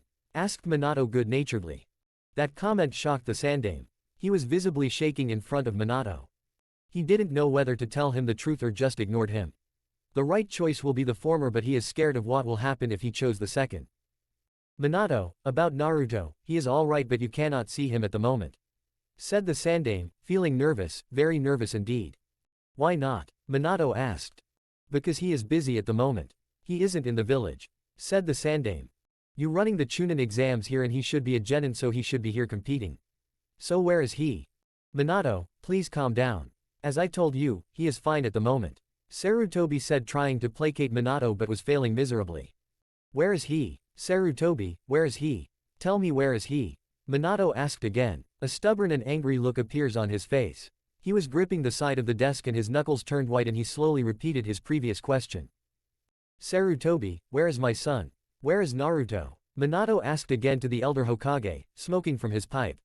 Sarutobi, seeing no end to this route of questioning, and sighed. He looked at Minato for a few moments and decided what he needed to do. Let me tell you a tale and then I tell you where Naruto is, explained Sarutobi. 10 minutes later. Minato was red with fury after hearing the tale of his son.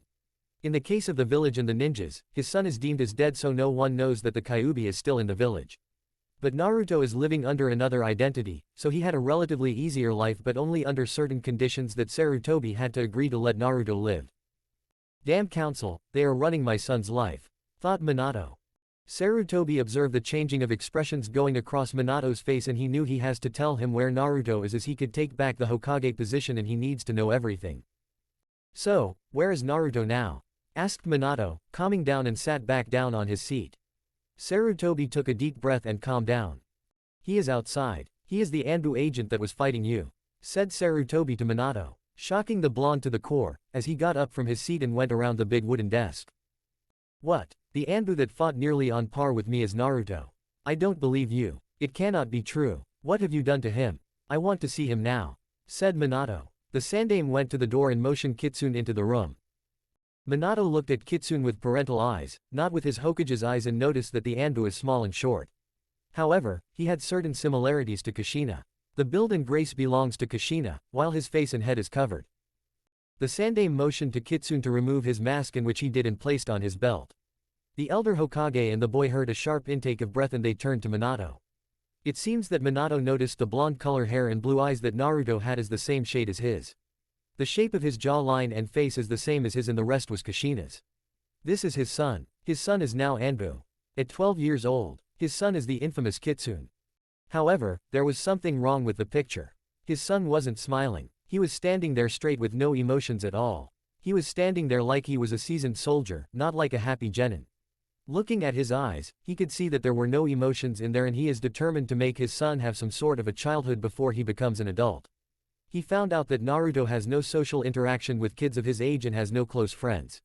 He has been training as a ninja since he was young and has not been allowed to interact with others. Kitsune, are you aware of your full name? I know that it is Naruto, but not my last name, answered the now named Naruto. I am going to tell you your last name and you can tell me what you think, said Minato. Your name is Namikaze Uzumaki Naruto.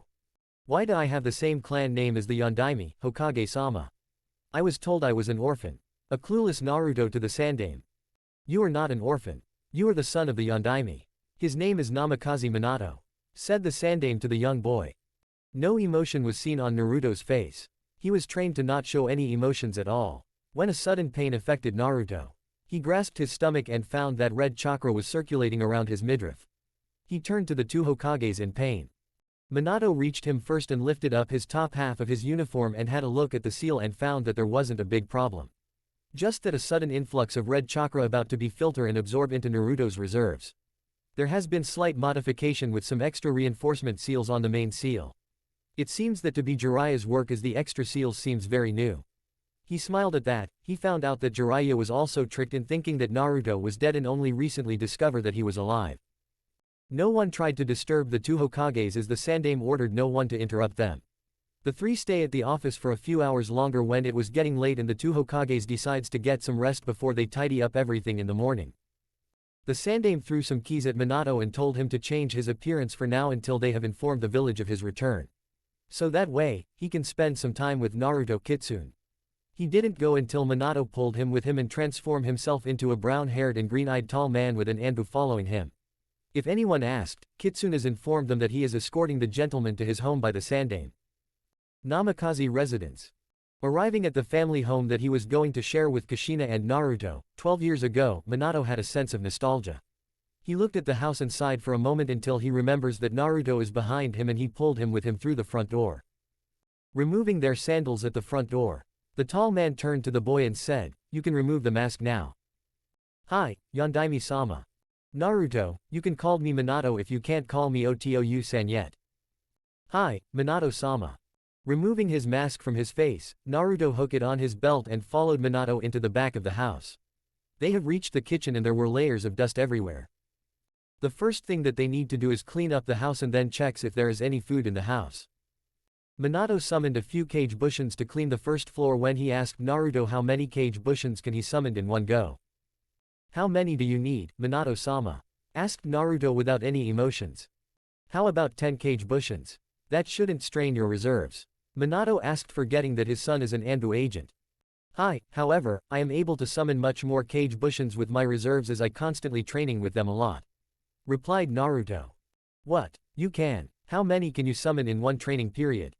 "About 150. The amount goes up each day." He then summoned 10 cage bushins with a lack of hand seals. Then, he told them to help the other Minato bushins to clean up the house. He looked around as expected as ANBU would do, when Minato foraged around in the kitchen and found that there is not much food in the house. About to ask whether to go out and find some food, there was a knock on one of the outer windows. Minato transformed back to his other identity and had a look and found Jiraiya with takeout food in 2 bags and some sake. He had heard the news about Minato and that he is with his son, Naruto. He came to investigate with gifts. Minato let him in as he knew that he has no part in the awful treatment of his son. He was also tricked in believing that he had died 12 years ago. So, he had no reason to stay in Konoha. The same reason for Tsunade as well. Walking to the kitchen, the two men observe that Naruto has taken a seat at the table and looking at a postcard that was pinned on the refrigerator. It was a good 20 meters away. Naruto must have very good eyesight to see small print that far. Sensing the two men, he stood and said, "Jiraiya-sama, Minato-sama." When Naruto said Minato-sama, Jiraiya's eyebrow went up. Minato glared at his former sensei and made a cutting movement with his hand. All three sat down to eat the food that Jiraiya brought, and then Naruto excused himself when he finished and asked where he is to sleep for the night, as he was told by the Sandame that he is staying with Minato. Then to report in the morning at noon with Minato. Minato told him, "The room on the left when you go up the stairs and the bathroom is next door. His room is opposite and his office is at the end of the hall." "Good night, Jiraiya-sama and Minato-sama," said Naruto and left the room. "Minato, what with all the formality? Does Naruto know he is your son?" asked Jiraiya after he placed a strong privacy just you in the room so that Naruto or anyone cannot hear what they are talking about. "Hi, he does, but he has not shown any emotions about it at all. He is too well trained by the council. He has become a social outcast. I was told he has no friends his age," said Minato, getting angry with the council, especially the ones who blackmailed the Sandame. He should have been a happy boy with lots of friends his age and having the time of his life. But he is this antisocial boy who is an ANBU. ANBU, for crying out loud, I changed the academy so that all prospective genins are at least 12 before they seen action. But my own son has seen so much and he is the same age. Goddammit. I didn't know about Naruto, otherwise I could have looked after him. Damn Sensei and the council. I wonder what they also hidden from Sensei and us. I am going to find out," exclaimed Jiraiya. Chapter 9, Meeting Tsunade. Their mission is to hunt down the injured Orochimaru. Kitsune and his team pursues Orochimaru and Kabuto across the border to the village of Sound. Before reaching there, they caught up to the Sound ninjas and then a battle broke out between the ANBU and the Sound ninjas. Acting as a diversion, Orochimaru's Sound 4 stepped in to stop the 3 of the 4 pursuers, while Orochimaru fled with Kabuto with Kitsune in pursuit. The 3 ANBU agents indicated to Kitsune to go on as they will distract the 4 Sound ninjas. Finally reaching his hideout, Orochimaru almost fled into the underground tunnel but was stopped by Kitsune close to the entrance. Kabuto took out a kunai to defend Orochimaru but was quickly immobilized with ease. Facing only Orochimaru now, Kitsune fought Orochimaru on equal footing until Kabuto immobilized Kitsune's legs with his chakra scalpels. Orochimaru then thrust his kusanagi sword through Kitsune's upper chest. About to finish the job, the 2 Sound ninjas saw this opportunity to escape. Orochimaru and Kabuto fled away from the base and ran off in the distance. Kitsune then tried to follow them but his wound was too severe and bloody. He released a signal flare into the air and then collapsed due to the blood loss, and fell to the ground unconscious. His teammates were still battling the Sound 4, when they receive a signal to retreat. The rest of the ANBU squad tried to pursue them when they noticed that the captain is missing. They needed to find him and to regroup. Whether to pursue Orochimaru is instructed by the council. It seems that they were instructed by the council members without the authority of the Hokage, to pursue Orochimaru and his ninjas. Elsewhere. Tsunade and Shizune, a young dark-haired woman, was hugging a pig, who was wearing a red sleeveless coat and a pearl necklace. The pig was called Tauntaun. She was a very smart pig. They was walking to the next town to avoid Tsunade's debt collectors. When Tsunade notices and smelt fresh blood, she look around to find a prone figure lying on the floor. Seeing it was an ANBU from Konoha, she ran up to the body to see whether he was dead, but she see that the ANBU agent was still breathing but slowly because of the blood loss. She quickly took up her healing chakra to treat the wound, finally closing it. She then noticed the small physique of the ANBU and made her comment known. "Tsunade-sama, what is an ANBU agent from Konoha doing here?" asked Shizune. "Don't know, Shizune, but let heal him, and take him to the next town to rest," explained Tsunade to her apprentice. She looked at her and Shizune sighs. "Yes, Tsunade-sama." Shizune drops Tauntaun on the floor gently and bends over to pick up the Kitsune masked ANBU. Shizune carried the body when the porcelain mask started to fall off, when suddenly a hand started to move, grabbing the mask and fixing it back onto his face before slowly losing consciousness again. In a local inn next day. Slowly waking up, finding that he was in a bed resting and bandaged to where Orochimaru struck him, and finding Shizune sleeping on the chair next to a sleeping pig, he quickly unwrapped the bandages and disappears. As Shizune starts to wake up, she noticed the bed was empty and the window open, with the bandages that was used on the floor. Kitsune wanders around the town to find out where he is, and he found out where he is, so he pulled out an empty scroll and decides send out a message through an eagle summon that he has.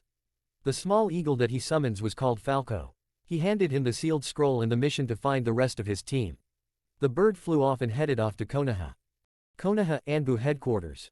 The rest of Kitsune's team anxiously awaited their captain's return, when a bird summon flew overhead and it dropped a message scroll into Inu's hand.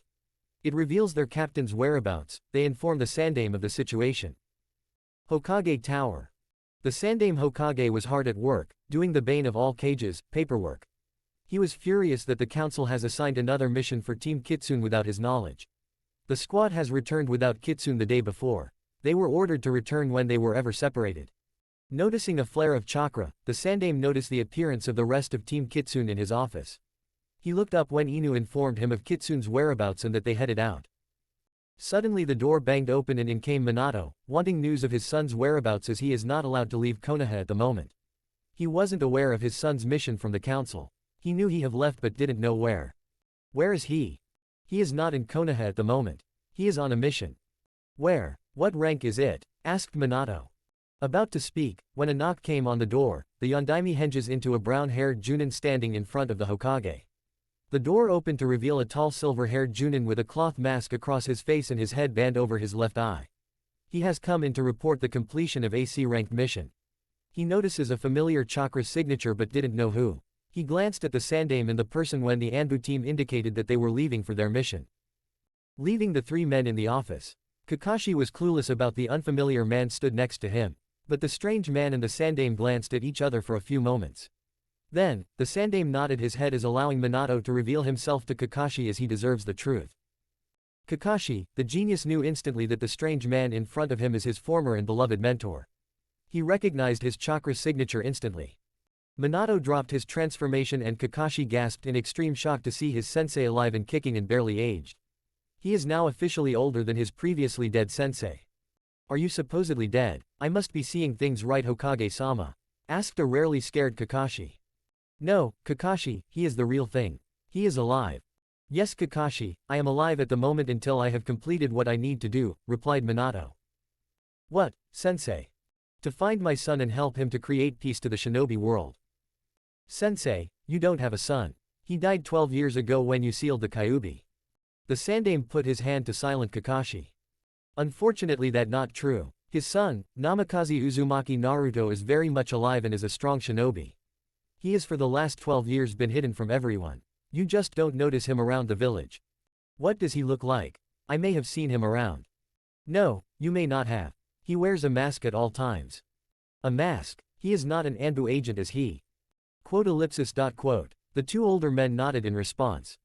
Kakashi mulled over this for a few seconds. An ANBU agent, who is 12 years old.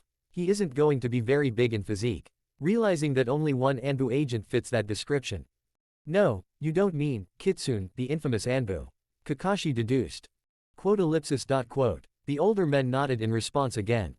Wow, a 12-year-old. Wait, he has beaten Uchiha Itachi's record as the youngest ANBU captain.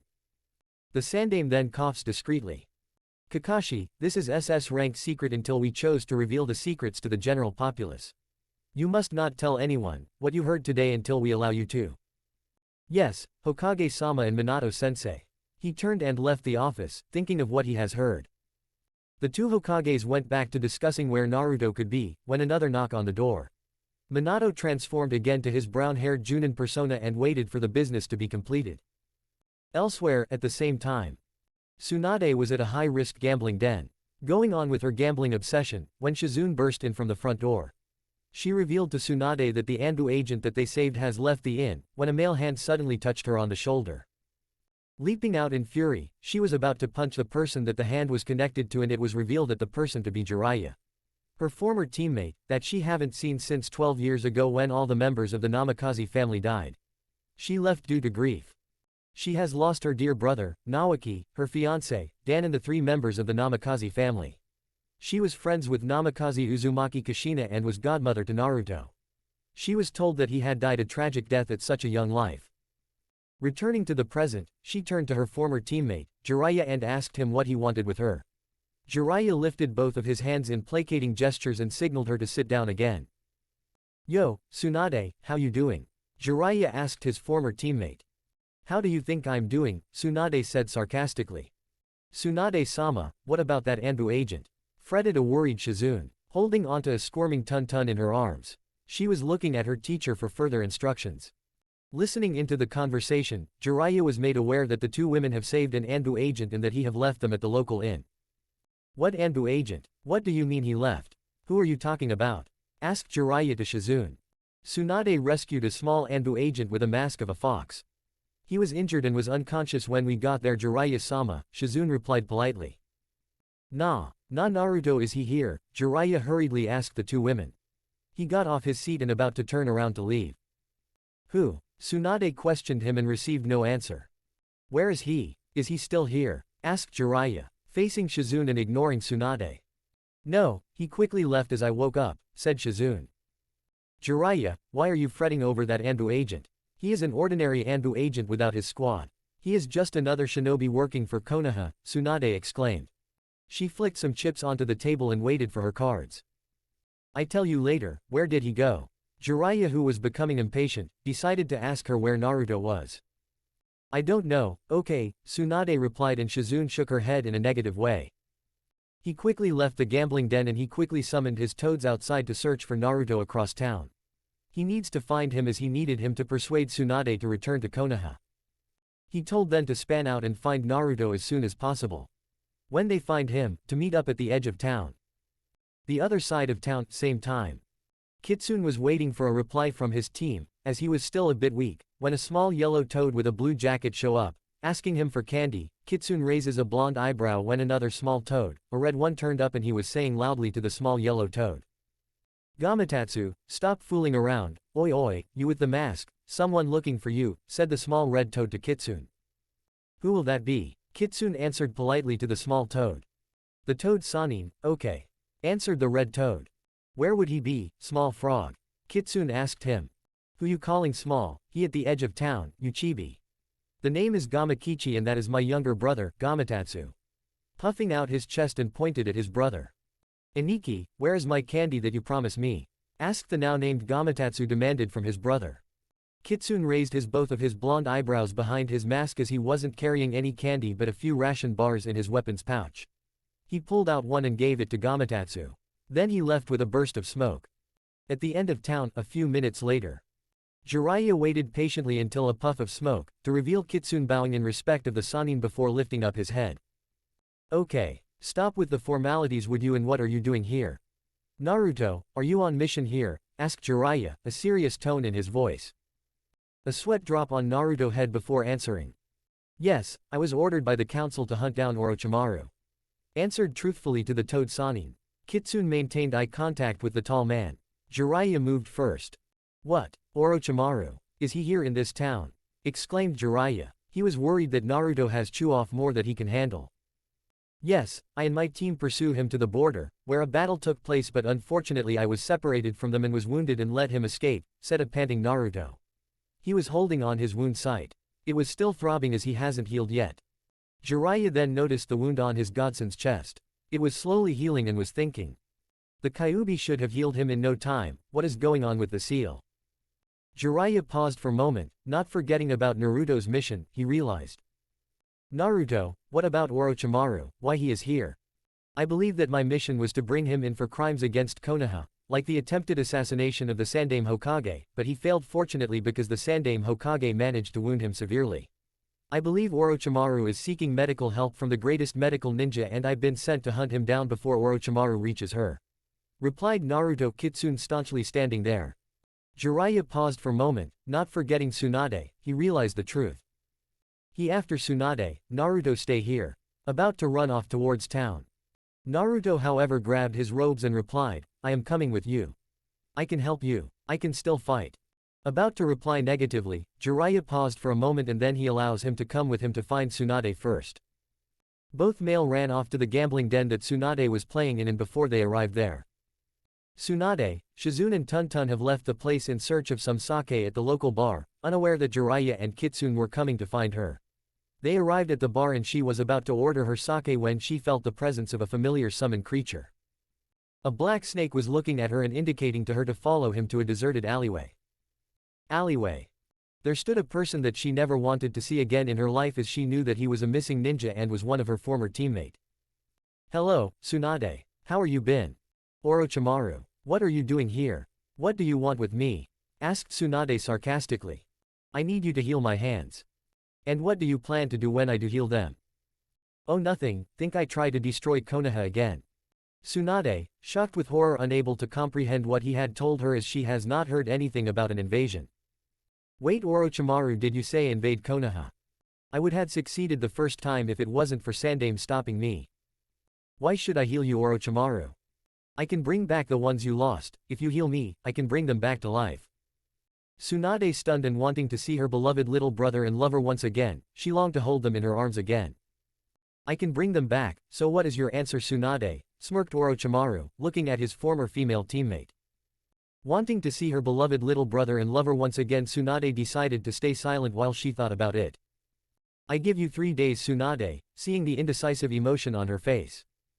He then walked away, leaving her alone. She turned away with Shizune waiting at the end of the alleyway, hugging Tun. They were returning back to the gambling den as they cater both of her bad habits, gambling and sake. Gambling den. Tsunade flicked some chips onto the table and waited for her cards, thinking about Orochimaru's offer. Unbeknownst to her, she had won the previous hands that she was playing. Shizune gathered all of her winnings to her side but didn't comment, as she knew Tsunade is torn between two paths. Healing his hands and Konoha get destroyed, losing her grandfather's legacy. Don't heal his hands and she doesn't get her late brother and fiancé back. She was mulling over this, when a tall male figure comes barreling into the den to find her. He stops when he saw her at the table. Jiraiya was glad that she was okay and he looked around Kitsune. He was walking leisurely and sat down on a seat near them. Shizune, seeing Kitsune again, approached him and asked him politely. Are you alright? You suddenly left this morning before I had a chance to check on your wounds.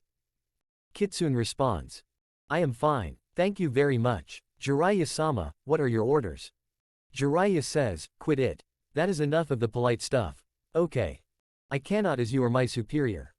Tsunade finally notices their exchange and looks at her two male companions. What? Are you a by-the-book type of ninja? What do you mean? Tsunade started to feel annoyed with his attitude. He seems to radiate no kind of feelings at all. He just stood there looking at them, with his ANBU mask still fixed on. Jiraiya sighed as he knew Naruto was incapable of having a simple conversation. He needs to be the child that he wanted him to be if his sensei didn't lie to him after all this time. Tsunade, still annoyed, tried to take his mask off because it was annoying and she wanted to see the pipsqueak's face for once. He countered it and pushes her hand away and walked away. Jiraiya shouted, wait, Kitsune, come back here. He ran after Kitsune before stopping. Tsunade, I still need to talk to you. But I have to find Kitsune first, otherwise I cannot find him again. And runs out, leaving Tsunade and Shizune behind. Day 1. Having looked everywhere in town, Jiraiya was having no luck in locating Kitsune as he was well hidden, just like his reputation spoke of. He has hidden inside on the edge of town awaiting the arrival of his squad, so that they could continue tracking an assassination of Orochimaru. Jiraiya knew Minato will kill him if he knew what Naruto was doing and that he didn't stop him. Oh crap, Minato. I need to tell Tsunade about him as well. Why am I stuck with this horrible task? I am not going to survive this after she finds out. Tsunade suddenly sneezed out of the blue. Who is talking about me? Better not be that pervert. And she was enjoying her sake while she ponders on Orochimaru's proposal and the pipsqueak that defy her. Hours later. Jiraiya again sighed as he spent so much of his research time looking for his errant godson. He decided to go to the local bathhouse for some friendly research for his novels. Later in the day, he went to a brothel, where he was surrounded with many young beautiful women and sake. Much later. Totally drunk, he left the brothel with a stagger to the local inn, when a feeling of déjà vu crosses his mind and he shivered. Oh god, what was I doing again? Forgetting he was supposedly to talk to Tsunade and find Kitsune. He went off to sleep off his hangover. Day 2. Feeling still angered and furious of Kitsune's behavior, Tsunade went to the local gambling den to play cards. Knowing that Orochimaru wanted her answer the day after tomorrow, she couldn't concentrate very well, so she threw her cards and left. She decided to take a walk around the edge of town when she noticed Kitsune sitting on a boulder glancing at the sky. She looked on from the distance, as Kitsune walks towards a waterfall, taking off his mask, top and ANBU cloak, onto the ground to wash off the scent of blood on him. While under the waterfall, Kitsune glanced and grasped the necklace around his neck, wondering why he cared for this necklace so much. Tsunade looked on, suppressing her chakra signature as Kitsune washed himself. She could see the various scars on Kitsune's body. She started to fret why a little boy should have so many scars. As a superior medical ninja, she could tell that Kitsune was a young boy as his physique is still small. Breaking off that thought, she noticed that Kitsune was holding something very dear to him. She started to feel sorry for the little boy and then walked back to town. Kitsune never noticed her presence at all as he carried on with ablutions under the waterfall. Meanwhile, Jiraiya is still asleep in his room. Shizune was tending to Tonton and then she left to find Tsunade in town, expecting her either at the sake bar or the gambling den. They were still running away from Tsunade's debt collectors. Now, more problems arise. She sighs and tries to find her master. At night, Tsunade was sitting on the top of the gate, pondering a few things. She couldn't decide what to do, when an image of Kitsune's scarred body came into her mind. She knew that there was something there and couldn't grasp it. She was still mad with Jiraiya as he still hasn't showed up to speak her. Where the hell is he? Jiraiya sneezed in his sleep and woke up and found it to be late evening. His head was killing him and he was feeling sick. He looked around and out the window to see it was night time. Too late to go do his research, so he sighed and then he went back to sleep. He still forgotten to go and speak to Tsunade. Tsunade still pondering about the enigma of Kitsune. What is a child doing in ANBU? Sensei must be going senile. She found a good position against the railing and sat all night. Day 3. Relatively early in the morning, Tsunade went to look for the elusive Kitsune as he did not come back in yet. She went to the edge of town. To see him resting atop on a tree branch sleeping, she smiled as she looked at Kitsune slumped on the branch peacefully. She approaches the tree that he was sleeping in and was about to speak when a drowsy voice asked her a question. What are doing you here? I came to find you. Why? Are you in need of assistance? No, but I want to ask you a few questions. What do you need to know? First of all, what is your name? Who are you? It is necessary to introduce yourself before asking for someone else's name. I am Senju Tsunade. Oh, you are one of the 3 legendary Sannin, alongside Jiraiya-sama and Orochimaru. Having forgotten about Orochimaru's proposal, guilty feelings could be seen on her face as she looked at Kitsune.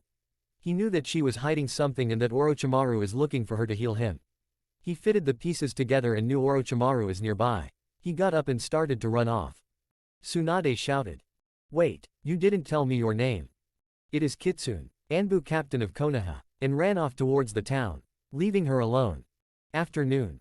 She walked back into town and bumps into a worried Shizune with a squirming Tun-Tun in her arms. Tsunade-sama, where have you been? You didn't come back to the room all night. I was worried about you. Shizune, I am a big girl. I can look after myself. But what about Orochimaru's proposal? You have to decide what you going to do tomorrow. A male voice churned in from behind. What proposal? What does Orochimaru has to do with it? Shizune realized that Jiraiya was behind them and they didn't notice his presence until he spoke. Ah, Jiraiya-sama, I didn't see you there, said a worried Shizune, looking at a silent Tsunade. I am asking you, what Orochimaru wants from you? Asked Jiraiya, looking at his former teammate. Nothing, denied Tsunade. You are lying, Tsunade, you cannot lie. Especially to me, we have been teammates for so long. We are known as the legendary Sannins, said Jiraiya.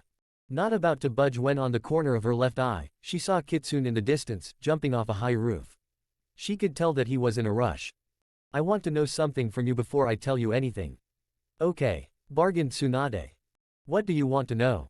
Asked Jiraiya. Let's speak in Shizune in my room, said Tsunade, walking off to the inn. In Shizune and Tsunade's room. All seated, the 2 Sannins and Shizune was about to talk when a waddling Tonton walked up to Shizune, waiting to be picked up as she didn't want to be left out. What do you want to know? Asked Jiraiya to Tsunade. Who is that ANBU kid?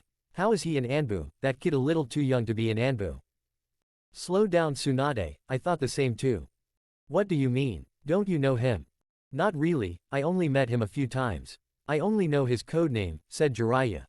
Okay, what is his name? Kitsune, the legendary Kitsune of Konoha, said Jiraiya with a straight face as he didn't want to tell her the truth but knew he had to do the right thing. He needs to protect him as his position as the Kyuubi Jinchuriki is not known in Konoha. Only a handful knew including him. What? That pipsqueak is the legendary Kitsune. I don't believe you, said a disbelieving Tsunade. It is true and I found out other things too about him. What is it? Tell me everything, asked an eager Tsunade. First of all, his real name is. Chapter 10, The Legendary Sannin's Battle. The morning following the 3 days offer from Orochimaru, Tsunade left her room to meet with Orochimaru and Kabuto, the minion that stood behind Orochimaru when they last spoke. They met by the famous landmark of the town, where they agreed to meet. Orochimaru and Tsunade. Meeting her former teammate, Tsunade slowly walked towards him with a small smile on her face. She approached him and then, she stopped within a few feet of him and looked at him. "Hello, Tsunade. Have you decided?" asked a creepily smiling Orochimaru. "Yes, I have."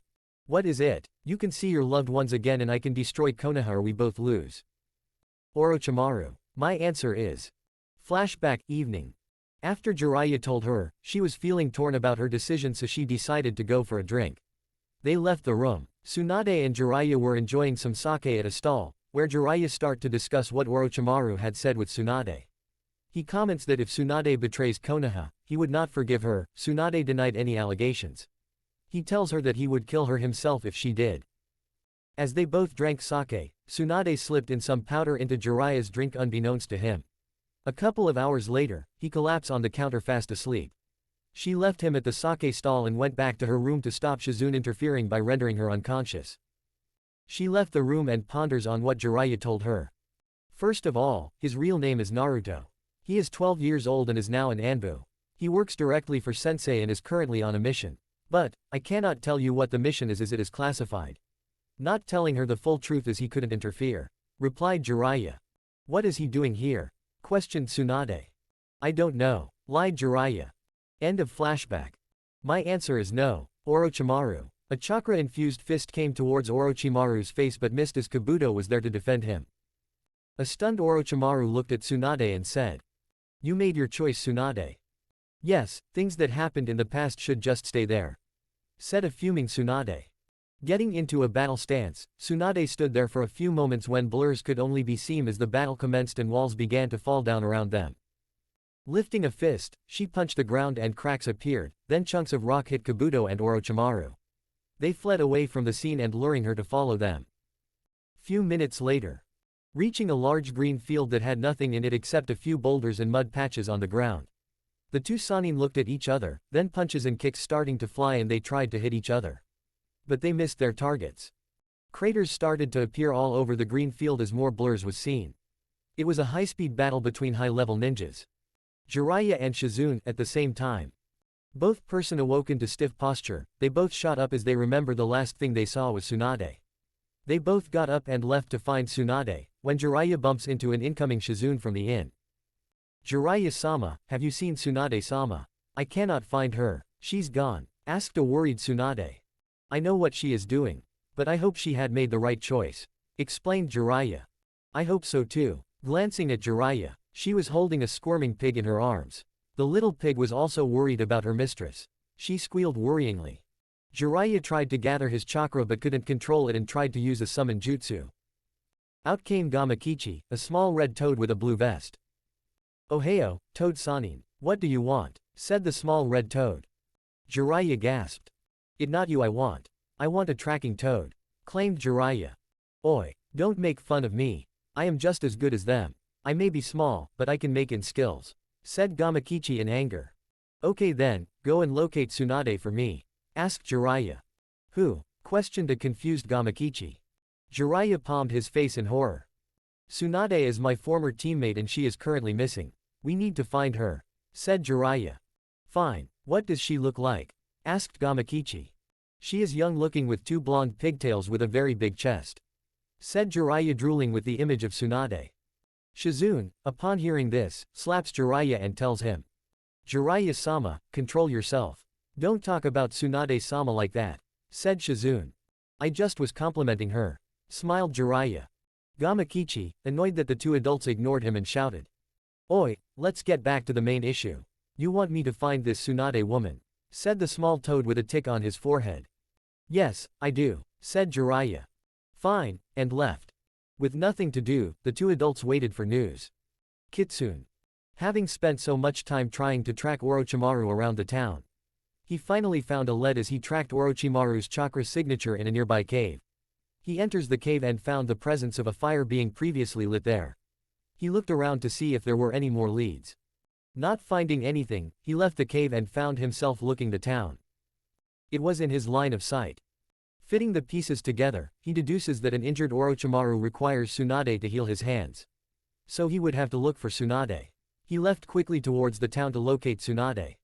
Quickly and silently, he summoned a tracking type of bird, to locate Tsunade and let it go. He ran back into town and walking down the streets in the shadows, when he came upon a slumped Jiraiya and a worried-looking Shizune, outside the inn. Then with a poof of smoke, a small toad appears in front of Jiraiya. "Oi, Toad Sanin, I have found the lady that you wanted me to find," replied a cheeky small red toad. "Thank you very much. I can take you there," said a proud Gamakichi. "Wait, Kitsune, come over here," Jiraiya said out of the blue. Having detected Kitsune's chakra signature, Jiraiya spoke out and then the young ANBU appeared out of nowhere in front of him. He was still wearing his ANBU uniform and cloak with his katana on his back. "Jiraiya-sama, how I may be assistance," said a polite Kitsune. "I need to track Tsunade. She might be in trouble." "Yes sir, I am currently tracking her and am now awaiting information," Kitsune replied stoically. Then a screech was heard. A bird flew overhead and Kitsune lifted his right arm and the bird flew down. "We have found Tsunade. She is currently fighting Orochimaru at the green field at the very edge of this town," said Kitsune. "Oi, Pevert, I told you, I have found her. I could have told you," said an angered Gamakichi. "Okay, it seems that our two trackers have found her. Let's go," the elder of the three indicated to the others. The bird flew ahead with Gamakichi on its back. All three started to run with the bird towed overhead to the proposed destination. Orochimaru and Tsunade. Still locked in combat, Tsunade and Orochimaru were fighting a fierce battle with constant interruptions from Kabuto. She was punching him when Kabuto interrupted with a kunai coming in for the kill when she flipped over him and slammed him on the floor. She turned towards Kabuto and started to pummel him with numerous punches. Kabuto avoided some of the hard punches and retaliated with his own and pushed her back a few feet. Orochimaru was trying to help but without his hands, he was limited, so he used his long tongue to grab her and slammed her on the floor. She got back up and glared at the two men. She wiped the blood from her mouth and looked at them. Then with a blur, she ran up to Kabuto and somehow caught him in the face and he was thrown back to a boulder. Smirking a bit, Kabuto got back up and flew towards her with chakra scalpels and tried to slice her but missed. She countered it by messing up his nervous systems. He couldn't move any of his four limbs correctly as he tried to get back up. "What did you do to me?" asked a confused Kabuto to Tsunade. "I sent some chakra into your chakra network and interrupted the chakra impulses to your brain. You are getting mixed messages to whichever limb you are trying to move," said an experienced Tsunade. "Che, this is annoying," said an annoyed Kabuto. "You cannot fight anymore. I wouldn't kill you yet. You know, you should kill me now or I will kill you when I get back my control of my limbs," said Kabuto to Tsunade. "As if you can," she replied and turned away from him. Turning towards Orochimaru, she starts to run to him, when a bundle of snakes came towards her. She dodged them and rammed a fist into his right cheek. He spat out some blood and tried to hit her. Again, she dodges his hit with a hard kick to the chest. He bounced back in pain, when he threw some kunai with exploding tags at her, using the snakes to do what he couldn't. Keeping an eye out on Kabuto, she noticed that he was figuring out very quickly where his limbs were working. He was testing his limbs to get them working normally. But she was engaging Orochimaru at the moment. "Damn, his knowledge of medical ninjutsu can rival my old, when I was in my prime," exclaimed an amazed Tsunade. She was looking at the younger ninja with amazement. "Tsunade, where are you looking? You are supposed to be fighting me." "Grr, Orochimaru, you are going to die today. You traitor, I will make sure of that," said Tsunade. About to punch him hard, in the face when she stopped for a second as she panted. She was tiring as she fought the two men for a while. She was running low on chakra. She knew she was in trouble. It was in that second that she was placed in a genjutsu. Orochimaru has casted a genjutsu at her and she didn't realize it until it was too late. Inside the genjutsu, she opened her eyes and in the distance, she could see some eerie figures. They were walking towards her until they were a few feet from her. She gasped when she recognized all the figures. They were her late brother Naoki, her late fiancé, Dan and the three late members of the Namikaze family, Minato, Kushina and baby Naruto. "Tsunade, you forsake us. You left us. You have forgotten about us," said all five figures. "No, I didn't. I still think about you all the time. I haven't forgotten about you," replied a sad Tsunade. She was crying as tears fell from her brown eyes. She started to shiver and started to hug her hands around herself. "I am sorry. I am sorry that I wasn't there, replied a still sad Tsunade. Minato then said, you could have saved Naruto. And a baby started to cry and cry, when Kushina comforted him and then she looked up at her. Tsunade, I thought you were my friend. I made you into my son's godmother. You were supposed to look after him, when we died, said an unhappy Kushina. Tsunade was choked up with tears and grief. Outside. Kukuu. That was easy. Tsunade. The great Tsunade falls in such a disgraceful way. Oh well. Sayonara, Tsunade. Orochimaru commented chuckling, and then he summons his Kusanagi sword to pierce her in the heart. He started to run towards her with his sword extended towards her ample chest. About a mere inch from her chest, he was blocked by a katana, who knocked his sword away. Orochimaru bounced back a few feet and saw the three new arrivals. One was carrying a pig, a mask-wearing ANBU with the katana and his former teammate, Jiraiya. They came in time to save Tsunade from death. She was still trapped in the genjutsu that Orochimaru has casted on her. Orochimaru looked at the three new arrivals. He sees Kitsune, standing there with Jiraiya and a fretting Shizune. She was holding a pig in her arms. She let her go and she ran off towards a boulder and hid behind it. Shizune got into a battle stance when she saw a bleeding Tsunade. She was sitting on the ground but was panting. She looked dazed as if she was trapped in a genjutsu. Shizune started to run towards her master while keeping an eye on the others. Orochimaru started to glare at the interruptions. What the hell? You supposed be dead, how can you be alive? Shouted Orochimaru. I was lucky. I was saved by Tsunade-sama, the same day you injured me. He said, looking around him. He saw Shizune dispel the genjutsu that Tsunade was under and started to heal the injured and tired Tsunade. She gave her a soldier pill and started to heal her wounds. Jiraiya and Kitsune was still standing there looking at Orochimaru and Kabuto, who was walking normally towards his master. He was holding a curved kunai in his hand. Ah Jiraiya, you are here as well. You are going to interfere with our battle, said the snake Sanin. Damn right, I am not letting you hurt Tsunade. Orochimaru, you are going to fall today, says the idiot of the team. That is wishful thinking. You can try and come and kill me. I will even give you a shot of my face, replied a smirking Orochimaru. Grr, Orochimaru, you will fall, exclaimed Jiraiya. Jiraiya placed his palm onto the ground and tried to summon his toads, but the result was another small toad. This time it was yellow toad with a blue vest. He was smaller than the first toad that he summoned earlier on. Ohio, please give me some candy, the small yellow toad asked cheekily. Jiraiya's sweat drops in disappointment. No, not you. I wanted Gamaken and the others, exclaimed the toad Sanin. Kitsune just stood there watching as this was going on. He raised a blonde eyebrow and waited for further orders. Overhead on the bird's back, Gamakichi spots his brother and indicated to the bird to go down. He jumps down next to Gamatatsu, the smaller yellow frog, and reprimanded him. Oi oi Gamatatsu, what are you doing here? Asked Gamakichi. I was summoned by him and I wanted some candy Nisan, said the now named Gamatatsu. Gamakichi's sweat drops. Oi oi, candy a time like this? No, Gamakichi tells his brother. Said an unhappy Gamatatsu. Jiraiya overhearing the brothers' conversation and yells. Get out of here, you younglings. You are getting in the way here. Either you move it or you dispel yourself, shouted a frustrated Jiraiya. His chakra control was over the entire place.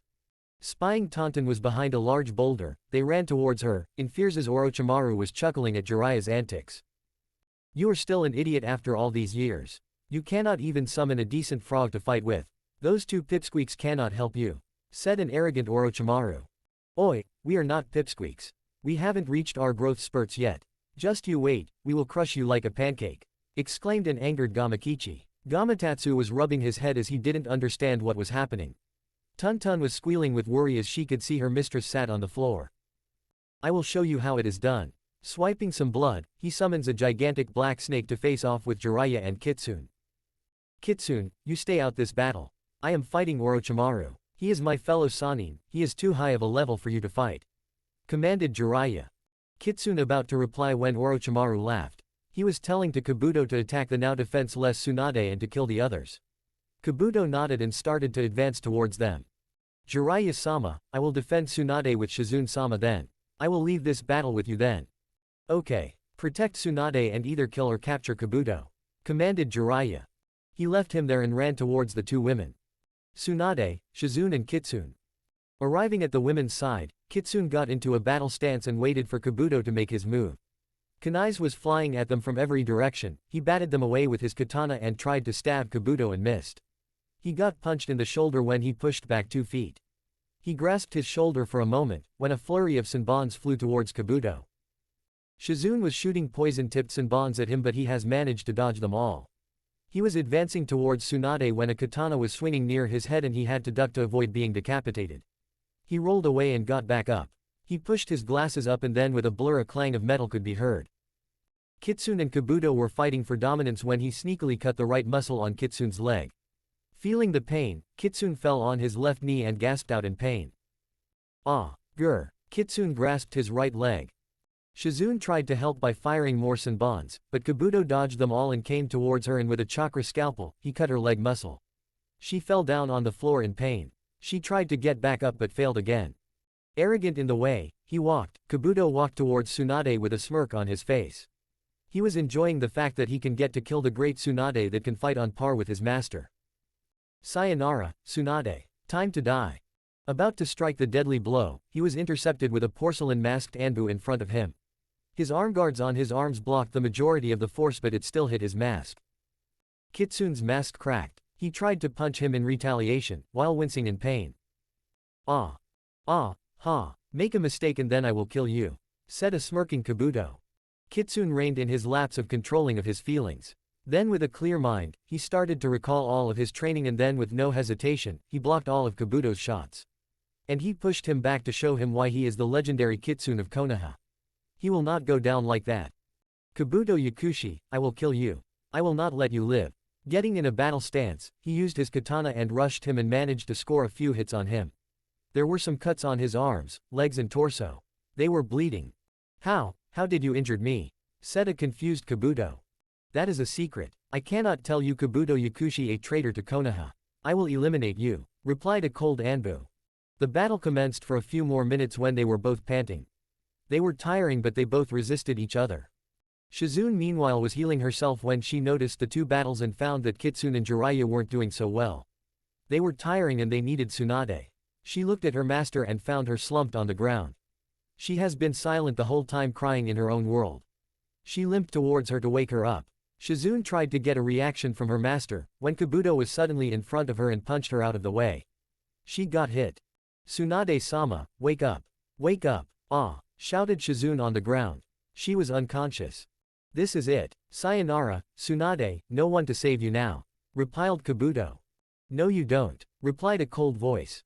Not you again, you don't go down to you, replied an exasperated Kabuto. I have to protect Tsunade-sama. As an ANBU of Konoha, I will fulfill my mission, replied a cold-voiced Kitsune. He was standing up again. Jiraiya and Orochimaru at the same time. Fighting his former teammate was no fun as they try and outwit each other. Jiraiya tried to fire several jutsus at him, but he dodged. But he managed to dispel the gigantic snake before he could use it to fight him. Oh crap, my chakra is still not back to its original level. Shizune couldn't extract what Tsunade gave me yesterday. What to do, thought Jiraiya. He flipped away from the snakes that Orochimaru was using to fight him. Damn, he is seeing through all my moves and I am running low on chakra. Is that all you got? You have always been the idiot of the 3 of us. You will never beat me, said a smirking Orochimaru. Just shut up, shut up. You are going to fall today. Oh yeah, you and what army? You are at half capacity. I believe Tsunade drugged you to not interfere and she is too grief-stricken to fight, said a conceited Orochimaru. What did you do to her? Jiraiya asked. Nothing much. Just a handy genjutsu that harnesses a person's wishes into reality. It tricks the brain in thinking what you wish comes true, explained Orochimaru. You didn't. You did. You are despicable. Prepare to die, said Jiraiya. Then 2 blurs could be seen as they tried to outdo each other. Tsunade, Shizune and Kitsune. The battle between Kabuto and Kitsune was still on when they struck each other. Kabuto hit his mask again in his shoulder. Kitsune gasped out in pain. He retaliated with a dense wind chakra-infused fist towards his stomach and knocked him into a nearby boulder. Kabuto spat some blood in shock. He tried to push himself out of the rock. Tonton, Gamakichi and Gamatatsu. Whoa, that is one fierce battle. That masked boy is very good. He managed to block all of those shots and manages to get back up. He is good. No, he is really good, replied an amazed Gamakichi. Even though they got off the wrong foot, the small red toad is impressed with Kitsune's performance. Gamatsu agreed with his brother and Tun squealed in agreement. They were watching behind a big boulder and saw both battles.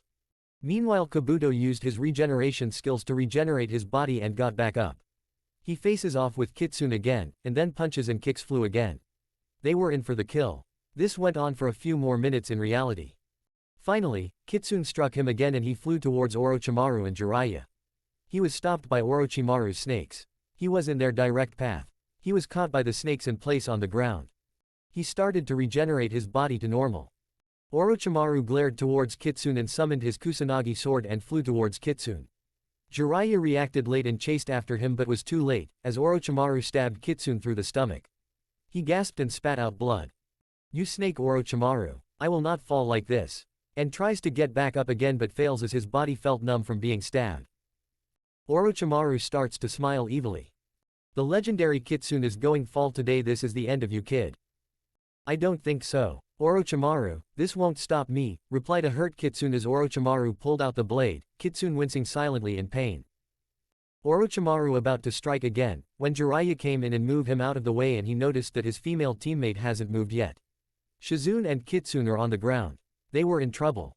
Kabuto, after he has healed himself, got back up and approaches Tsunade. He looked around and smirked and held up a chakra scalpel and about to slash downwards, when Kitsune was again in front of him. "You again. You don't stay down, do you? I saw Orochimaru struck you with his sword," said an annoyed Kabuto. "My body moved on its own. I will not let you harm Tsunade-sama," replied an injured Kitsune.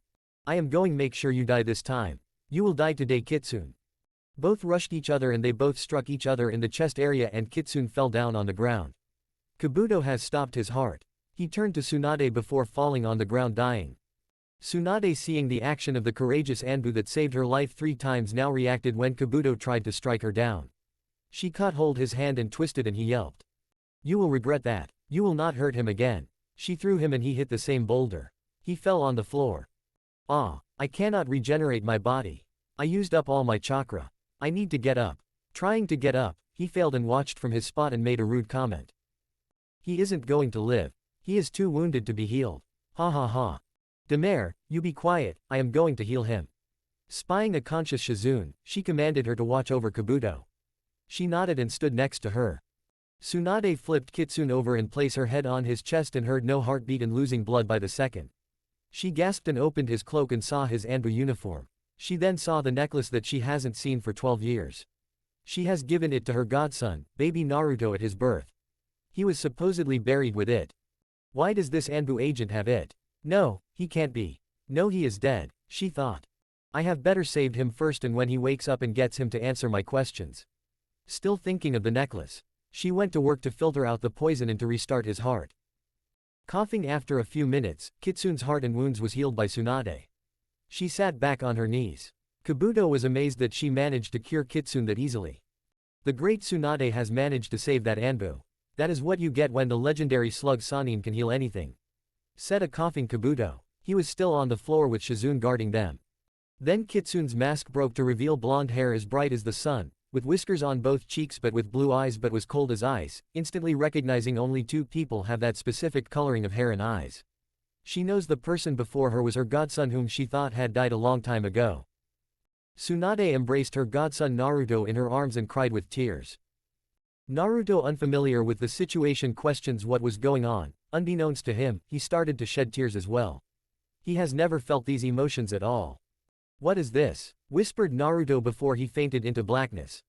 She replaced his hood of his cloak on his head as his identity must not be revealed as he was an active ANBU agent. Shizune, look after him, commanded Tsunade. She ran off towards Orochimaru and Jiraiya. They were still fighting. Tsunade and Jiraiya versus Orochimaru. Arriving on the scene, she looked around and saw her 2 former teammates locked in battle. They were trying to hit each other and kept on missing. She aimed a punch at Orochimaru's head and he flipped away a few feet away and then the 3 Sannin was at a standstill. Finally, the legendary Sannin are back together again. This is the day that the 3 of them were together again. The last time was a few decades ago in Konoha. They were all Junins that fought in the 3rd Great Shinobi War. So, we are all together again, exclaimed Tsunade. She looked at both of her teammates with disdain. She didn't want to be there. She wants to get back to Naruto. She knew that they cannot leave the battle alive. Someone has to die that day. Jiraiya was getting his chakra control back, but he wasn't sure that he can control his jutsu. Orochimaru wasn't sure he could beat the both of them together. Then 3 blurs could be seen in the distance. It was definitely a high-level battle between the legendary Sannin. Jiraiya managed to avoid being impaled in the chest by a few inches. He tried to grab hold of Orochimaru and missed. Tsunade punched the snake Sannin in the face and he spat out some blood and then charged Tsunade again. She dodged, then aimed a high kick onto his back. Orochimaru flipped away and started to hit Jiraiya with his kicks. The 3 Sannin battled like there was no tomorrow. They fought each other like when they were younger. The people on the sidelines were watching with amazement. Kabuto was still on the floor watching, with Shizune on guard of Naruto's body. He was still unconscious from earlier. However, the battle was taking a toll on all 3 Sannin. They all have minor wounds and were bleeding from various wounds. All of them were panting as they were tiring. Orochimaru notices Naruto on ground and hurries to deal the final blow. Onumber is heading towards Naruto. Jiraiya was behind him. Please let me make it in time. In that split second, Orochimaru impales his sword into what seemed like Naruto but was really Tsunade's left shoulder as she used her body to defend Naruto. She flipped out of the way and tried to stand back up again. I have to release the seal. I have to recover these wounds or we are going to fall. She mentally thought. Tsunade got into position to release her seal to the Suzo Seisei. She knows that it can heal her wounds but it will reduce her lifespan. Shizune paled considerably after seeing what she doing and she shouted. Tsunade-sama, I will heal your wounds, please don't use your seal. Explained a frantic Shizune. Tsunade ignored her and faced her teammates. She used the summoning jutsu and summoned Katsu. The other 2 recognized her stance and they summoned their respective summons. All 3 slammed their right palms on the ground. Oh Jiraiya, why have you summoned me here? Said a huge toad called Gamabunta. He was smoking a pipe. He looked like a Yakuza boss with a large dagger on his side. Jiraiya was on its head, while Orochimaru and Kabuto were on Manda's head. Tsunade stood on Katsu's head, a big blue and white soft-spoken slug. You summoned me, Tsunade-sama? Asked the slug boss. Tonton, Gamakichi and Gamatatsu at the same time. Oh, it's Daddy. Daddy, look down here. Replied a happy Gamatsu. He was trying to attract his father's attention. No one but Manda looked at them. Oh crap, Gamatatsu, you shouldn't have drawn their attention to us. Replied Gamakichi. He had seen Manda looking at them. He swallows in fear and told his brother to run for it. What? Why are we running away? Daddy is here. He will protect us. Replied a confused Gamatatsu. The 2 small toads hopped away with Tun-Tun running towards Naruto and Shizune. She was watching the fighting while guarding the unconscious Naruto. The 3 Sannins. A few seconds of silence when Gamabunta made a comment after blowing a huge smoke cloud. Oh ho, that is Tsunade and Katsu. Orochimaru and Manda, are you holding a reunion or something, Jiraiya? Commented Gamabunta. Baka, you must be joking. This is the day that we take down Orochimaru. He has been a pain in the backside for so long. We are going to defeat him today. Replied Jiraiya. Orochimaru glared at him when he said that comment. Manda looked around and made a scathing comment to his summoner. You are a troublesome man. What do you want? Asked Manda. He had seen Katsu and Gamabunta on the field. He snarled at his summoner. Meanwhile, back in Konoha, a dark pineappled head sneezed and then he returns to watching the clouds overheads. Manda, I need your help in killing Jiraiya and Tsunade today. Replied Orochimaru. The huge snake snorted with disdain at his summoner. You bring me out in such troublesome situations, Orochimaru. Manda commented.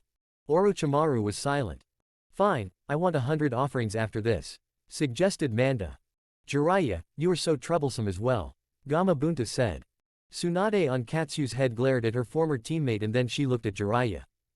He has a lot to answer when this battle is over. She mentally thought.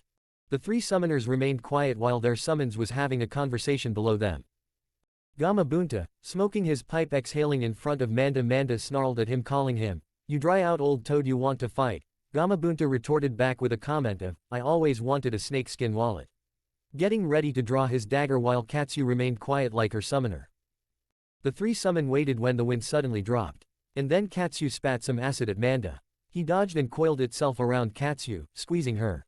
Gamabunta tried to stab Manda but was held hostage by his mouth. He flipped out the way and then Manda tried to squeeze harder around Katsu. She turned to many smaller versions of the slug boss and they escaped, then they rejoined each other and made up the bigger slug boss. They continued fighting until Jiraiya was in the right position to burn Manda with a strong fire jutsu, using Gamabunta's oil that he spurted out his mouth. But like all snakes, they shed their outer skin and escaped underground. Looking around, they were trying to pinpoint his location, when a giant snake head popped out from the ground. He coiled himself around Gamabunta, restraining his movement when a huge shadow covered them. It was Tsunade. She has picked up Gamabunta's dagger and slammed it through Manda's mouth, sealing his mouth shut. "Take that. That should stop him," exclaimed a tiring Tsunade. She jumped back onto Katsu. Manda uncoiled the rest of his body, trying to free the dagger but to no avail. He was pinned to the floor, when a free-falling Tsunade smacked a chakra-infused fist into Orochimaru's cheek. He fell over on Manda's head. Orochimaru flicked his long tongue at her, trying to strangle her by suffocating her when she grabbed him and slammed him on the floor with enough force to dispel Manda. Before he left, Manda snarled out, "Orochimaru, you owe me. I wouldn't be able to eat for a few weeks with this hole in my mouth." And with a puff of smoke, he left. Orochimaru slithered like a snake up to his feet and jumped towards Kabuto, and together they left the field as they knew they couldn't beat them today. That left the two Sannin, and they free fall to the ground and dispel their summons, and they walked up to Shizune. Tun was there. The two small frogs were still there. They were clustered around Naruto. He hasn't awoken, since he fainted. They gathered him up and returned to the nearby town to let him rest and heal. Tsunade checked him over and deemed him okay and to let him rest. She told Shizune to check on him from time to time. The two small toads stayed with him through the night.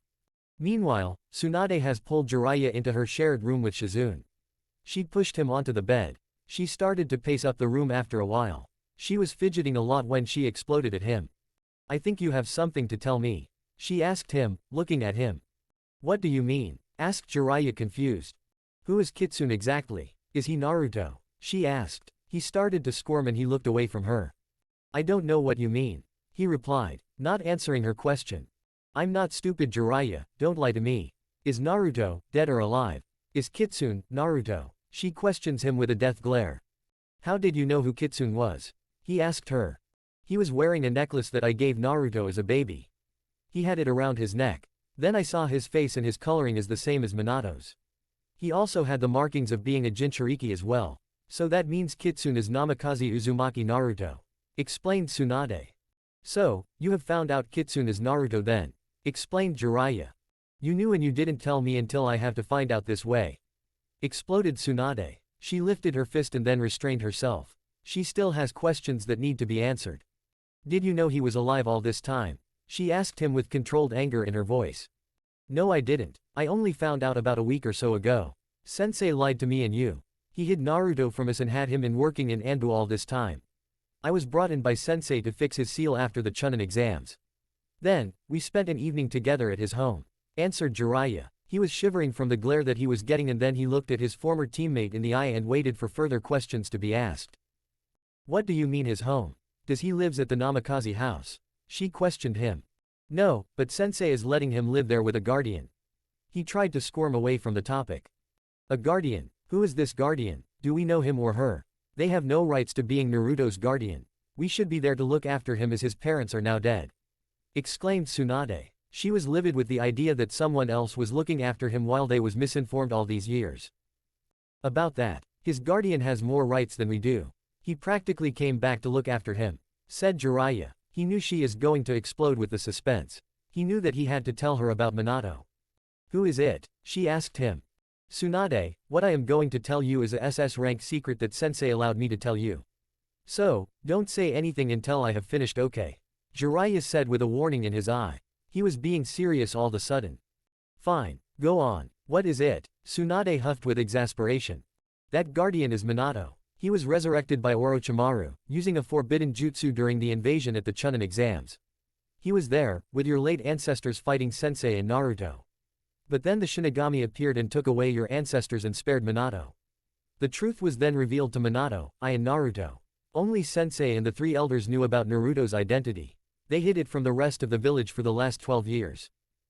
"What?" she gaped. "I am not finished. I went to check on the information. It is Minato, he is alive. He wanted to see Naruto and he found out that he was ANBU. He was livid. Sensei and he had a heated exchange and now they are living together at the house," answered Jiraiya truthfully. She opened her mouth but no sound came out of it. She knew that she wanted to be near her godson as she has witnessed his attitude and she didn't like it. She is going to return to Konoha with him and help look after him. She managed to get Jiraiya's agreement in doing the same. The next day, Kitsune Naruto woke up in a strange room and found the two small toads nearby. They were asleep on the opposite bed. They were curled around each other. Then on the floor was Tun, the little pig that hangs with Shizune and Tsunade. Where am I? He asked himself. He looked around the room, the sun was shining into the room and he could tell it was near midday. He tried to get out of bed but he fell down with a wince. He was aching all over. Groaning with pain, Naruto tried to get up again but fell onto the mattress again. The noise woke up the two small toads from their slumber. They looked at the awakened Naruto. They hopped off the bed then towards his. You finally awake then, Gaki, said Gamakichi with his brother behind him. Time to eat again, said Gamatatsu. Gamakichi slaps him on the head with his right arm. That is not important at the moment, Gamatatsu. Stop thinking of your stomach at this time, the small red frog said to his brother.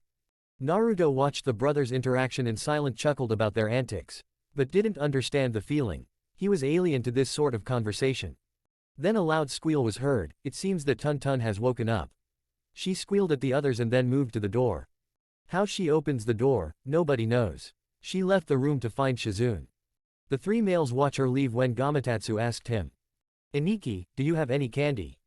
Naruto sweat drops at this and shook his head negatively. Gamakichi looks at Naruto with some respect to see a kid like him to be so strong. Then, they can hear footsteps coming towards the room, then the door opened to admit Shizune, Tsunade, Jiraiya and Tun, the pig. She shot in the room and sat on the floor facing the beds. Tsunade came up to Naruto and ruffled his head. He moved his head away as he didn't understand this sign of affection. Jiraiya noticed the quick movement and remained silent. Oh Gaki, you finally woken up then. How are you feeling then? Asked Tsunade to her godson. I am fine, he answered politely. No you're not. You are wincing and having trouble sitting up, reprimanded Tsunade. I am fine, I will be okay soon. Have you heard anything about my squad? They were on their way to rejoin me, asked Naruto. Yes, we have. They arrived this morning, but I have some bad news for you. They were all injured and there was a casualty of war, answered Jiraiya. He finds out from him that one of his squad members, aimed to be precise, was killed in action and he wasn't there as he was unconscious at the time. Wanting to see his squad members, Naruto turned back to Kitsune and asked for information from Inu. It seems that Orochimaru has killed AIM, when they coming to rejoin him so that they can carry on with the mission. They unfortunately ran into the path of the fleeing Orochimaru and an injured Kabuto. They staggered to the town and found them at the inn. It was decided that the mission is a failure and they would all return to Konoha, when he is able to get up for travel. Chapter 11, Fox meets the Konoha 12. After a few days of rest, Naruto Kitsune wearing a makeshift mask made of black material. He has covered his face and hair with a black bandana. He was wearing his ANBU uniform and cloak as well. He and his squad accompany Jiraiya, Tsunade and Shizune back to Konoha. Nearly a week of traveling, they finally reach the road to Konohagakure. They need to travel for another half hour and they are home. Konoha Hokage Tower. There wasn't much activity in the room as the Sandaime wasn't there. He was currently in the hospital under observation. He fell ill in the last few days and needed medical help. He was awake but couldn't move his body. He was often visited by his former teammates and Minato, under Henge. They were the only one that knew that he was in hospital. Hospital. Lying in the bed, the Sandaime looked up at the ceiling and sighed. Ah, this is not the life that I have envisioned for myself. I am not going to go down like this. He looked out of the window. He hasn't had a smoke the last few days. Hokage-sama, Team Kitsune has returned. They were accompanying Jiraiya-sama and Tsunade-sama, answered an eagle-masked ANBU. Bring them in here, replied the elder Hokage. Flashback Hokage Tower a few days ago. The Sandaime was dealing with the bane of the cages, paperwork. He was checking, stamping and signing various documents, when there was a knock on the door. He looked up from his work and shouted. Come in. It was Minato, under Henge. He has come to find out where Naruto was. He has been asking for the last few days now, but has been told that he was on a mission and hasn't returned yet. Sandaime-sama, how are you today? Has Team Kitsune returned yet? Asked Minato. No, he hasn't. He is still out in the field. He will be returning soon, explained the Sandaime. He lit his pipe and puffed out a smoke cloud. They were having a friendly chat between themselves when the Sandaime started to wince in pain. These attacks of pain were happening frequently in the last few days. He has hidden the frequency of it from his family and subordinates. Sandaime-sama, are you alright? Asked Minato in concern. I am fine, exclaimed the Sandaime to the blonde man. No, you not. You need to go to the hospital to be checked on, replied Minato. I am too busy to go at the moment, he absently replied. You can still do your work at the hospital. Only the location is changed. Your health is the main concern at the moment, said a very concerned Minato. Fine, I will go. And with his henge on, the Sandaime and Minato walked out of the office, then out of the tower towards the hospital for a checkup. End of flashback. That is why he is currently in the hospital. He was diagnosed with his chakra network closing down. This was due to his old age and the injuries that he sustained when he was fighting Orochimaru at the Chunin exams. He thought that he was fine. The medics have explained to him that it was a delayed reaction to the injuries that he sustained and that they cannot heal this sort of problem. They needed Tsunade-sama to cure him. She might be able to cure him, but they weren't sure about it. The Sandaime sighed and leant back on the bed. He was bored with the inactivity of not doing anything. He wants to be out of the bed when the doors open to admit Minato. He comes in to visit him as he has been doing the last few days. Sandaime-sama, how are you doing today? Asked a concerned Minato. I am doing okay. I am not in so much pain at the moment, replied the elder man. They sat in silence for a few minutes when another knock on the door. It was the eagle-masked ANBU with his guests. Minato transformed into his altered persona and remained quiet. The doors opened to admit a group of 6 people and a small pig. They included his former students, Jiraiya and Tsunade, her apprentice Shizune and the 3 members of Team Kitsune. Wait 3. Shouldn't there be 4 members? He looked at each of the ANBU agents and saw Kitsune, Inu and Tasuki was there. AIM wasn't there. Kitsune, please report, he said. He heard an intake of breath from the silent man on his right when he said, Kitsune. A differently masked Kitsune stepped out to make his report. When he finished making his report to the Sandaime, he felt several suppressed killer intent in the room. He knew they came from all the elder ninjas in the room. He remained silent. Inu made his own report concerning their run-in with Orochimaru and explained how AIM fell in battle. They had no chance in eliminating him as Kitsune was injured in the nearby town.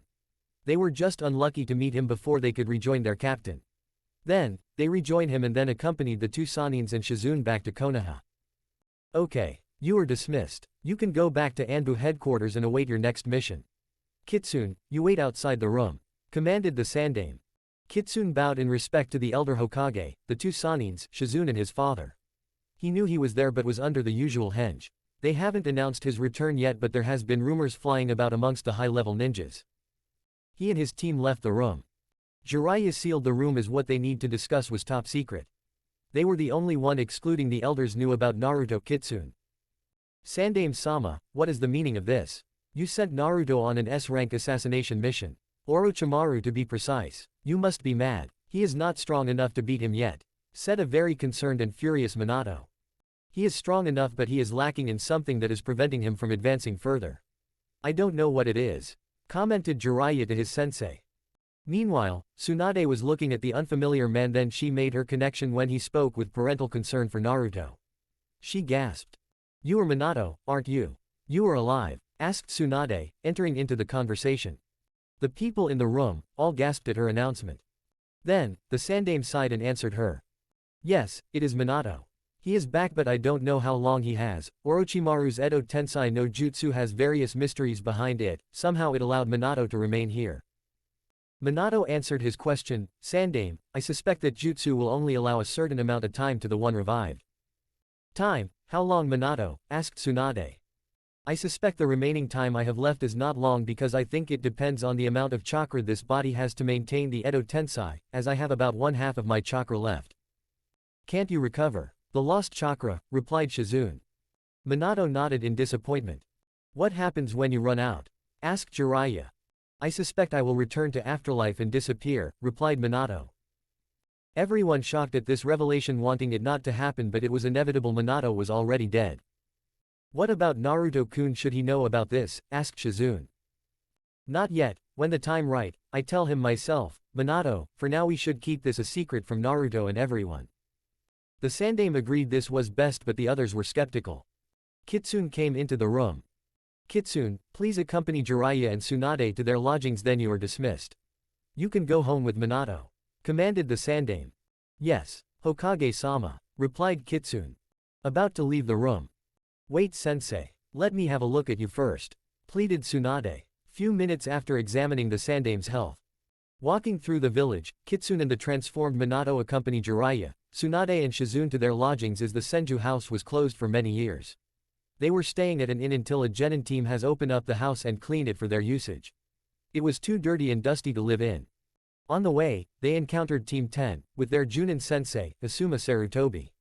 They were coming out the barbecue shop. Nara Shikamaru came out of the shop first, then followed by a blonde girl called Yamanaka Ino, then Akamichi Choji. Asuma was complaining about the situation of his wallet. They just came back from a mission and were hungry before they reported in. That was good. I am so stuffed, exclaimed Choji.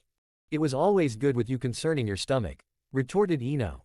Troublesome, you too, exclaimed Shikamaru. Then, they stopped walking when they saw the two Sanins group walking down the street with an ANBU agent in the group. Asuma-sensei, who are those people? Who is that ANBU? He looks like that he is our age. How come? Asked Ino. Ino, stop being so nosy. Those people are the Sanins. The tall male is Jiraiya-sama, the toad Sanin, the elder female is Tsunade-sama, the slug Sanin, and the younger woman must be her apprentice. Her name is Shizune. The ANBU is Kitsune and I don't recognize the older man though. Explained Asuma to his team. Shikamaru looked at the small ANBU. He sighed as he didn't bother as he found it troublesome to care. Along him Choji munched on his potatoes chips as he opened it as they came out of the barbecue shop. Haven't you eaten enough, Choji? A ninja must keep up his strength no matter what. Ino sighed. Walking ahead. Kitsune walked along with his father, when they encountered Team 7, with their Junin sensei Kakashi Hataki followed by a pink-haired girl Sakura Haruno, a black-haired boy Sasuke Uchiha and black-haired boy, Sai coming back from a mission. Kakashi greeted Kitsune and nodded to Minato in respect. Minato nodded in reply. Sakura overhearing the greeting, she asked Kakashi a question. Kakashi-sensei, do you know that person? He was my senpai when I was in ANBU Corps. Sakura gasped, what? He clearly smaller and is about our age. There is no way, he could make captain of ANBU that quickly. Kakashi sweat drops and replied. He was special kind of ninja. Flashback. Thinking back to when he and Kitsune first met back at ANBU headquarters, Kakashi could never forget the cold stare he felt coming from Kitsune from behind his mask. End flashback. Kakashi paused. Knowing the secrets behind Kitsune and the revival of the Yondaime, he knew he had to keep it a secret no matter what. He was glad that his former sensei was alive and his son also alive because he had promised his sensei to look after him but failed, and now knowing that he is alive, he had another chance to make up for his mistake. End of POV. Oi, Kakashi-sensei, what are you thinking about? Asked Sakura to her sensei. Nothing, replied Kakashi, he sheepishly answered her. Sakura sweat drops. Kitsune then bumps into Sasuke's shoulder. Kitsune offered his hand in apology. Sasuke being the loner, he brushes away Kitsune's hand and replied. You looking for a fight, said an arrogant Sasuke. I merely want to apologize for bumping into you, replied Kitsune. You don't look strong, wanna fight? Asked Sasuke. Sakura came up them trying to sort out the conflict. Don't fight, we are in the middle of the village at the moment. I am merely challenging him to a friendly spar between comrades. No thank you, I'm not looking for a fight at the moment, replied Naruto. Sasuke becomes annoyed with that comment and repeatedly challenges him to a fight. Kitsune declines until Kakashi, a friendly spar then at their training field. Minato at first wanted to decline the offer, when he was curious in how well Naruto fights. Also knowing Naruto needed friends his age, Minato agreed with Kakashi's idea and they walked ahead to talk while Kitsune was left behind with Sakura, Sai and Sasuke. They were to follow them to the training fields, where the two adults were waiting for them. Sakura, the curious girl that she was, approached Kitsune with a question. Kitsune-san, do you have a name beside Kitsune? I apologize, I can't answer your question, only the Hokage and certain people know. All ANBU agents' real identity is confidential, replied Kitsune. They all walked to the training field as they were speaking. Kakashi and Minato were sitting on the 3 training posts. They were talking between themselves. They looked up when the 4 youngsters came into view. They got up and went up to them. Sasuke, you will be sparring with Kitsune, taijutsu only. No ninjutsu or genjutsu etc. is allowed. Agreed. I will observe, Kakashi instructed them. The 2 boys faced off with each other, when suddenly a gentle breeze blew away a leaf and then fists went flying between the 2 boys. Sasuke immediately started the battle, throwing kunais and shurikens. Kitsune retaliated with the same weapons, as a clang was heard from the weapons rebounding against each other. Few moments later, Sasuke was lying on floor with a kunai held towards his neck with Kitsune on top. Sasuke seemed shocked from being beaten for the first time. He looked into Kitsune's eyes. Unshakable determination or murderous intent was all he could see in the ice-cold eyes of the ANBU agent. At the end of the match, Kakashi announced.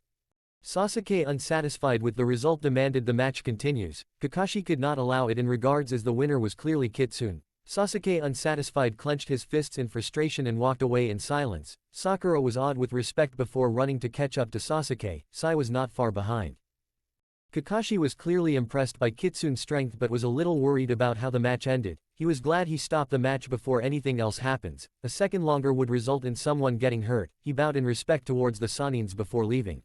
Minato left to catch up with Kakashi to discuss something. Kitsune standing there, when a fist bashed him on the head, holding his head in pain. Turning to see who hit him, Jiraiya asked Kitsune about the match. "What was that about, kid?" ranted Jiraiya. "I failed to understand, Jiraiya-sama. I merely ended the match before the match got out of hand." Jiraiya frowned at Kitsune, but thought to himself as Kitsune held his kunai towards the young Uchiha's neck. Jiraiya could see unshakable bloodlust, but underneath the mask were small tears dropping down on his mask. He brushed off the thought. Kitsune stood there clueless, not forgetting his assigned task. Kitsune escorted the Sanins toward their lodgings, and Tsunade walked aside Jiraiya while Shizune walked with Kitsune to congratulate him about his match. Tsunade turned towards Jiraiya. "Did you see that, Jiraiya?" Jiraiya nodded. It hard to believe that he known as a weapon for the village. "Yeah, I think Minato would agree." Jiraiya thought about the feeling he felt from Naruto. Tsunade nodded in response. After escorting the Sanins to their lodgings, Tsunade and Shizune waved goodbye with Jiraiya clearly walked after as he spotted two beautiful girls walking past. Later that day, Kitsune was off duty as he made his way to ANBU headquarters. He saw Minato at the gate entrance waiting. "Oi, Naruto, are you free? Are you hungry? Let go somewhere." Thought clueless Kitsune. Both Minato and Naruto stopped at Ichiraku to eat some ramen. Obviously Minato hid himself under transformation jutsu, Naruto wearing his casual clothes. They both sat at the stand. Naruto sat politely while fidgeting. He wanted his mask to hide behind. Minato saw his son sitting there as he forbid Naruto from wearing his mask. Minato ordered one beef ramen and one miso ramen.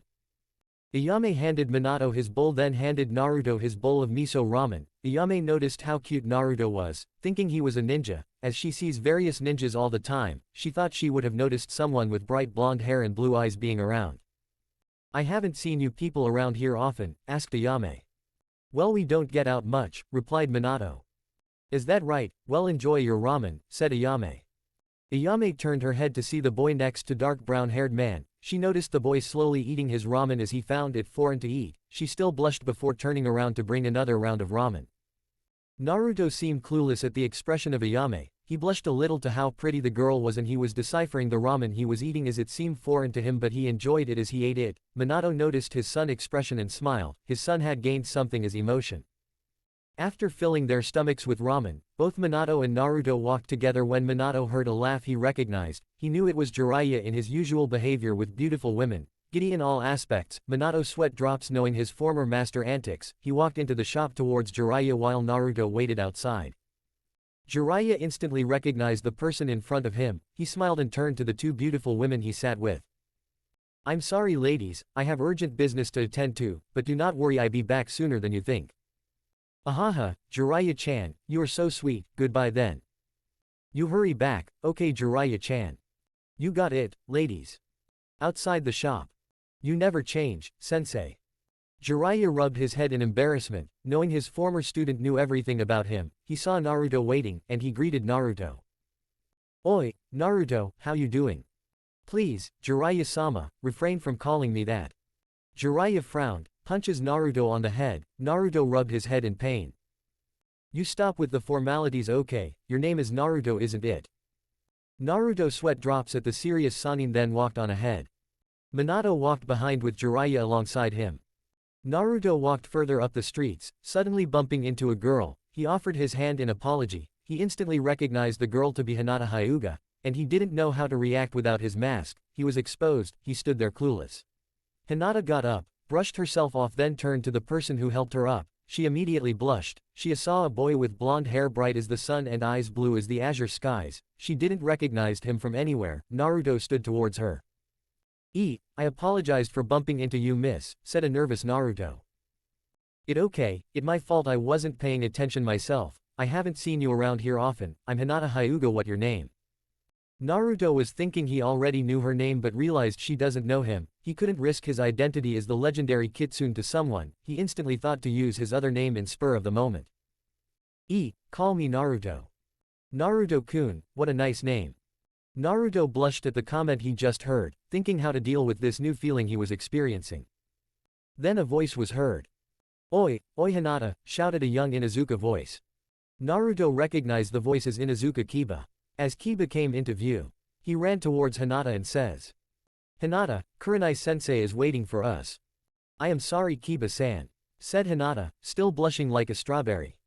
I'm sorry, Naruto-kun, I need to go, I see you around, won't I, before running off. Naruto hoped so too, but unfortunately that was not possible, as he was going back on duty the next morning.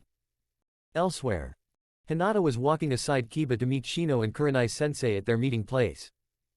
Kiba, noticing her red face, asked her, What is wrong? Nothing is wrong, stuttered Hinata. She stutters around trying to regain her composure, thinking about the boy she just met in her mysterious meeting with the legendary Kitsune. She was wondering why she was having these feelings. Naruto, clueless as he ever been, walked back towards Jiraiya and Minato. Jiraiya, impressed, gave Naruto a thumbs up, afterwards giving him a slap on the back congratulating him, and Minato clapped his son in amazement. They both saw the whole situation between Naruto and Hinata. They knew what was happening but they decided to keep quiet, wanting how the situation will turn out.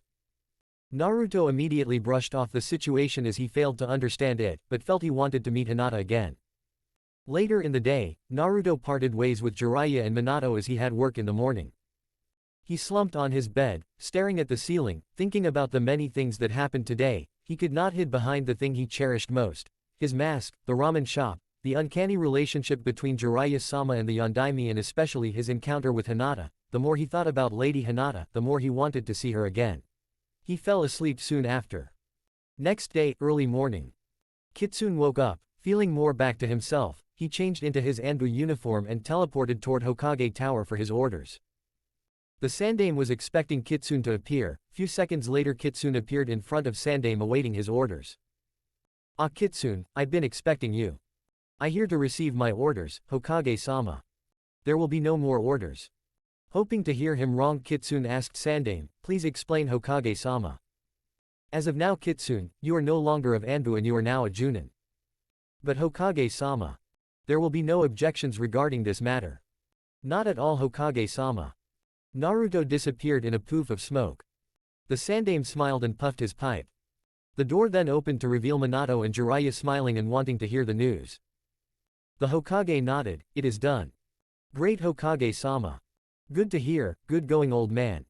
All three men stared out of the window onto the village thinking the same thing.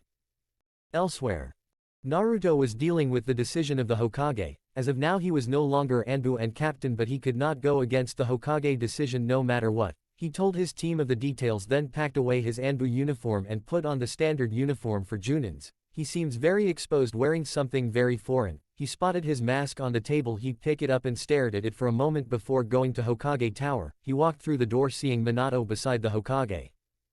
He greeted the Hokage and the men then waited to receive his orders. Kitsune, now named Naruto, the reason behind your resignation of ANBU. I have no doubts about your decision, Hokage-sama. Naruto failed to realize that Minato was behind the decision of having Naruto stripped off ANBU. Naruto, for reasons which we cannot discuss, have led you to this decision. If it is the Hokage choice, I cannot object.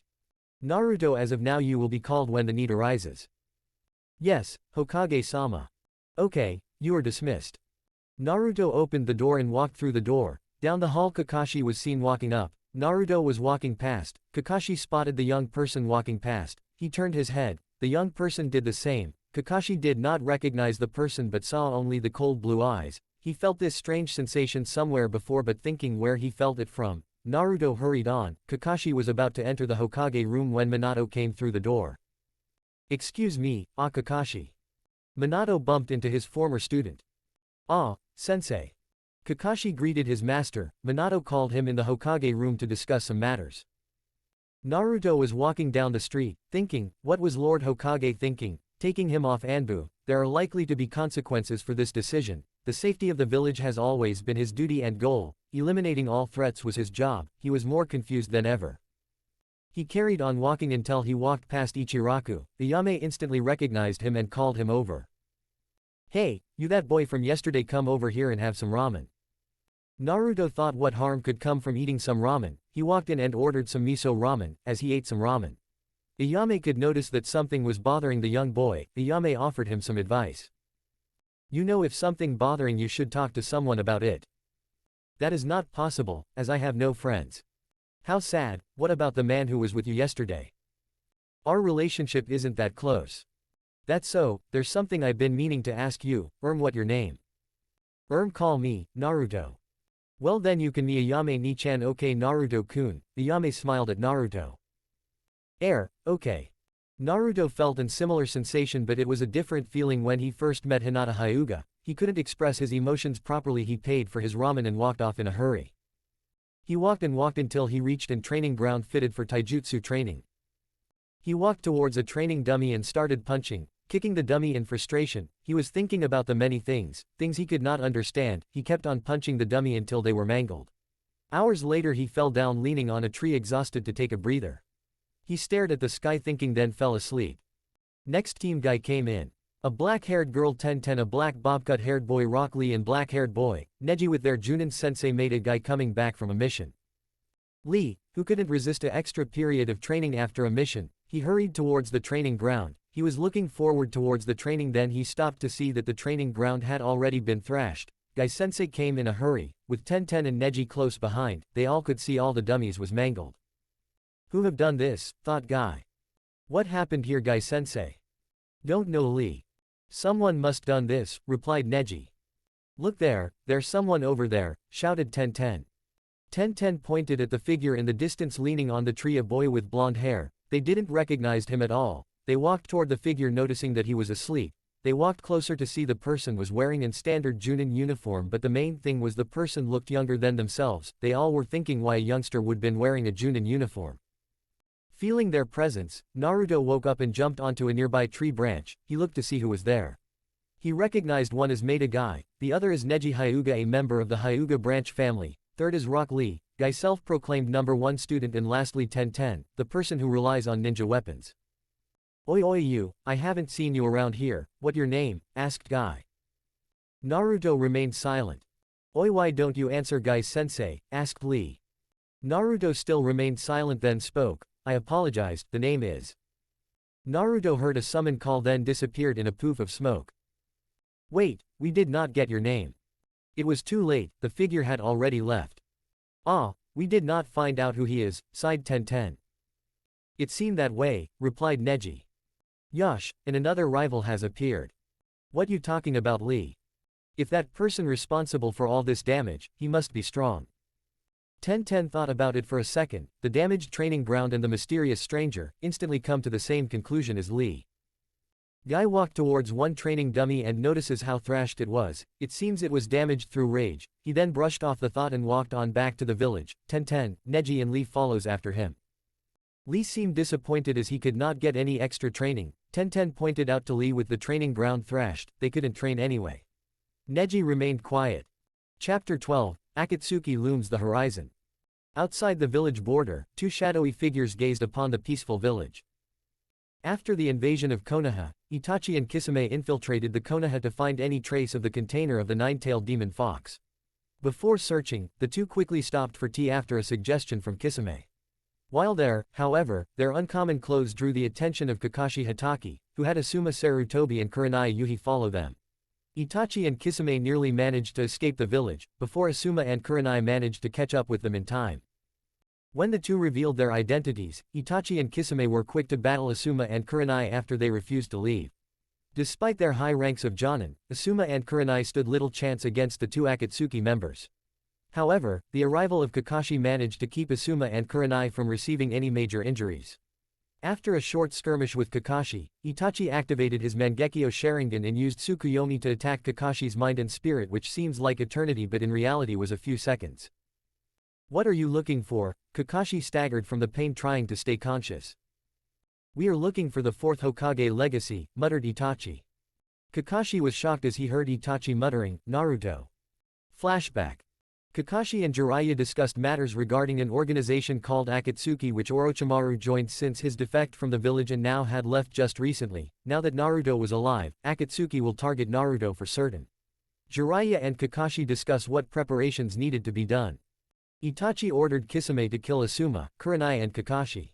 ANBU was already informed of the two Akatsuki members' presence. Itachi and Kitsune retreated, saying that they didn't want to start a war, well not yet anyway. Kakashi wondered what they were after as he passed out from the stress of Tsukuyomi, Asuma, Kurenai and Kakashi was taken to the Konoha hospital to be treated for their injuries. 2 days later Asuma and Kurenai was already discharged while Kakashi stayed longer for the damage which afterwards left the latter confined to bed for several days. Inside his room Jiraiya was present as he heard Kakashi was at the hospital, after Kakashi revealed what he encountered. "This is worse than I thought," Jiraiya muttered. "They started to make their move, they be sure to come after Naruto." Kakashi nodded. "I agree, from what I've seen of him recently Naruto's skills are strong but that won't be enough against Akatsuki, will it?" "I agree with you there, I better consult with Minato about this afterwards but I need to find Naruto first." Jiraiya then left to find Naruto immediately. Naruto completed his current mission then headed to the closest tea house before returning to the village but he felt mixed emotions. Part of him felt relief for once and the other was uneasiness like someone was watching him from the distance. He could feel an ominous aura as he walked past a dark alley. Jiraiya hurried to the next town, knowing Naruto would need to pass through that town to get back to the village. Meanwhile Naruto was on guard when two shadowy figures appeared revealing Itachi and Kitsune. "We need you to come with us, Kitsune of Konoha or rather Naruto Uzumaki Namikaze." Naruto readied his kunai to fight wondering who these dark figures were and how did they know his name but there was so many people around them. Naruto cast cage bushes to confuse his pursuers. Now outside the town Naruto began to run failing to notice that Itachi was already behind him. Naruto retaliated with his wind kunai only to have Kitsune clash with his Samahata sword. Naruto and Kitsune fought. Itachi was standing silently while Naruto and Kitsune fought. Itachi cast his genjutsu but Naruto was too aware of the genjutsu being cast. Naruto cast Gufu Suika no Jutsu Water Typhoon Vortex technique at the last second prompting Itachi and Kitsune to back away. "You're strong despite being so young, your reputation precedes you Konoha Kitsune," remarked Itachi. "I take you know who I am, just who are you two and why are you after me?" asked Naruto. "We cannot answer that, all we require that you come with us," replied Itachi. "What happens if I refuse?" answered Naruto. "I see, we are required to use force if you refused." Naruto readied his wind kunai as Kitsune clashed with his Samahata sword. At the same time Itachi cast Tsukuyomi on Naruto knowing genjutsu at this level will work on Naruto as he was too familiar with ANBU. Naruto fell to the ground dazed. Kitsune was about to take Naruto when Jiraiya arrived just in time to see Naruto with the two Akatsuki members. Jiraiya in front defending Naruto noticing he was unconscious. "Naruto, wake up." Moments later Naruto was waking up from his nightmare, covered in sweat and was a bit shaky. Jiraiya picked Naruto up by the shoulder. "Naruto, are you alright?" "Yeah, that Tsukuyomi caught me off guard for a second." Jiraiya immediately asked Itachi and Kitsune for their real goal for kidnapping Naruto. They confirmed this and Itachi understood that Jiraiya was the one who had told Kakashi about Akatsuki. Although Jiraiya wished to fight them himself, but the two Akatsuki partners decided to evade capture instead. Jiraiya was pondering on many things about Akatsuki, but first he accompanied Naruto back to Konoha as soon as possible. Few hours later elsewhere, the Akatsuki lair. Various shadowy figures stood in a circle to discuss matters of their plans. "Itachi, did you find any trace to the nine-tailed Jinchuriki?" asked by one mysterious figure. "Yes, Naruto Uzumaki Namikaze rather known as Kitsune of Konoha," replied Itachi. "Ooh, rather famous that one is, I would love another chance to fight him," smirked Kitsune. "Enough of that Kitsune, why did you fail to bring him in?" "Against the nine-tailed Jinchuriki and Jiraiya one of the legendary Sannin proved unfavorable to us at that point," replied Itachi. "It isn't like you to fail Itachi, was the little Kitsune too much for you to handle?" remarked another mysterious figure mockingly. Itachi stood silent with no reply. You should leave him to me, I show him art as an explosion. No, Kitsune's head would fetch a huge reward. He's mine. Enough all of you. No matter, there is no rush, we can wait 3 years to grab that particular Jinchuriki, and anyway all is going according to the plan. Itachi, Kitsune, continue with the next steps of your mission. Understood, replied Kitsune disappeared. Itachi stood silent before disappearing after Kitsune and the rest of Akatsuki disappeared seconds after. Chapter 13, Kitsune's Unusual Encounters. Few days after Akatsuki's encounter. Naruto was adjusting to the life of being a Junin. He completed various A-ranks missions over in few weeks, but he misses his time as ANBU captain, but knowing it was the Hokage's direct order, he brushed off his doubt about the Hokage's decision. Filled with mixed feelings he couldn't understand, Naruto completed his current mission. Off duty he stopped at Ichiraku. He started to become very fond of ramen. As he starting eating, Jiraiya patted his shoulder to greet his only godson. Hey Naruto, how you been doing? Not bad Jiraiya-sama considering everything that happened, replied Naruto remembering the other day with Akatsuki. Jiraiya noticed Naruto had started to open up as a person. He secretly smiled at his godson, considering what has happened to him recently. Naruto, I have a proposition for you, stated Jiraiya. What type of proposition? Naruto replied. How about you train with me? Akatsuki will come after you again sooner or later and you need to get stronger to fight back. I don't think so. Do I require this training? I spoke to your father about this and he agreed. All right, I take the training if that's what I need to do.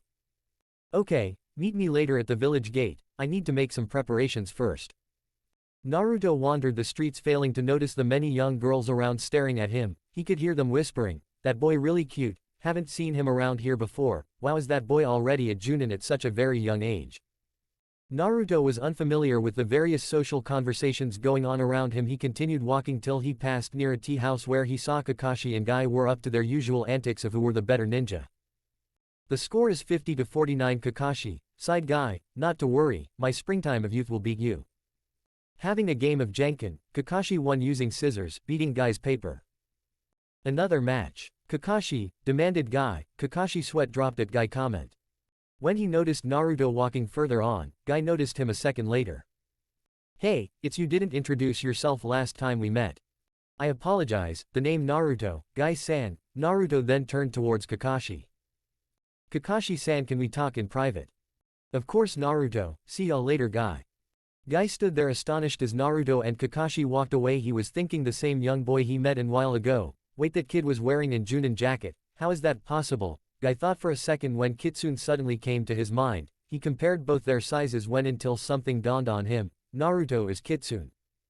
Just then Lee came running to get his master for their next mission. Guy stood silent while Lee noticed his reaction. What the matter, Guy-sensei? Nothing, let go. Lee, springtime of youth waits for no one. Hi, Guy-sensei. Both of them hurried to meet up with Tenten and Neji. Meanwhile Naruto and Kakashi were talking privately at the tea house. What did you want to talk about, Naruto? Uchiha Itachi, I seem to recall you had an encounter with him. Kakashi-san, can you shed any information on him? Kakashi nodded, knowing how Naruto would behave if he answered. He wondered where this conversation were going. Why do you ask, Naruto? I believe an organization called Akatsuki that Itachi has joined is after me and I need some information. Naruto, it is up the Hokage to decide to give out any information regarding this, asked Kakashi when he came to one conclusion. Were you attacked?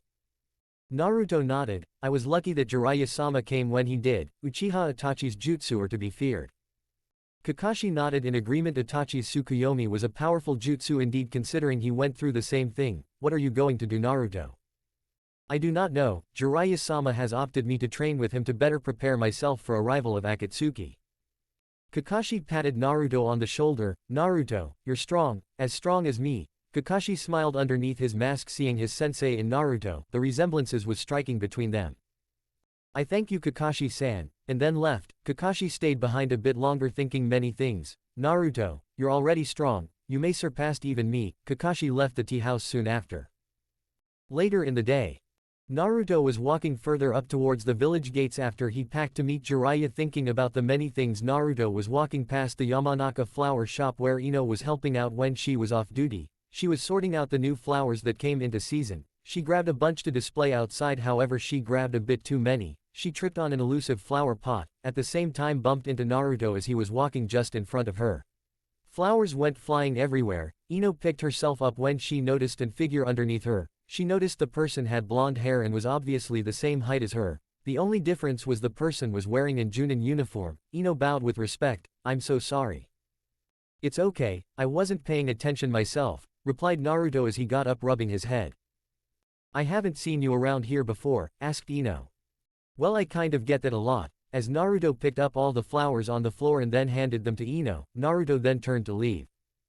"Wait a minute, don't you have a name?"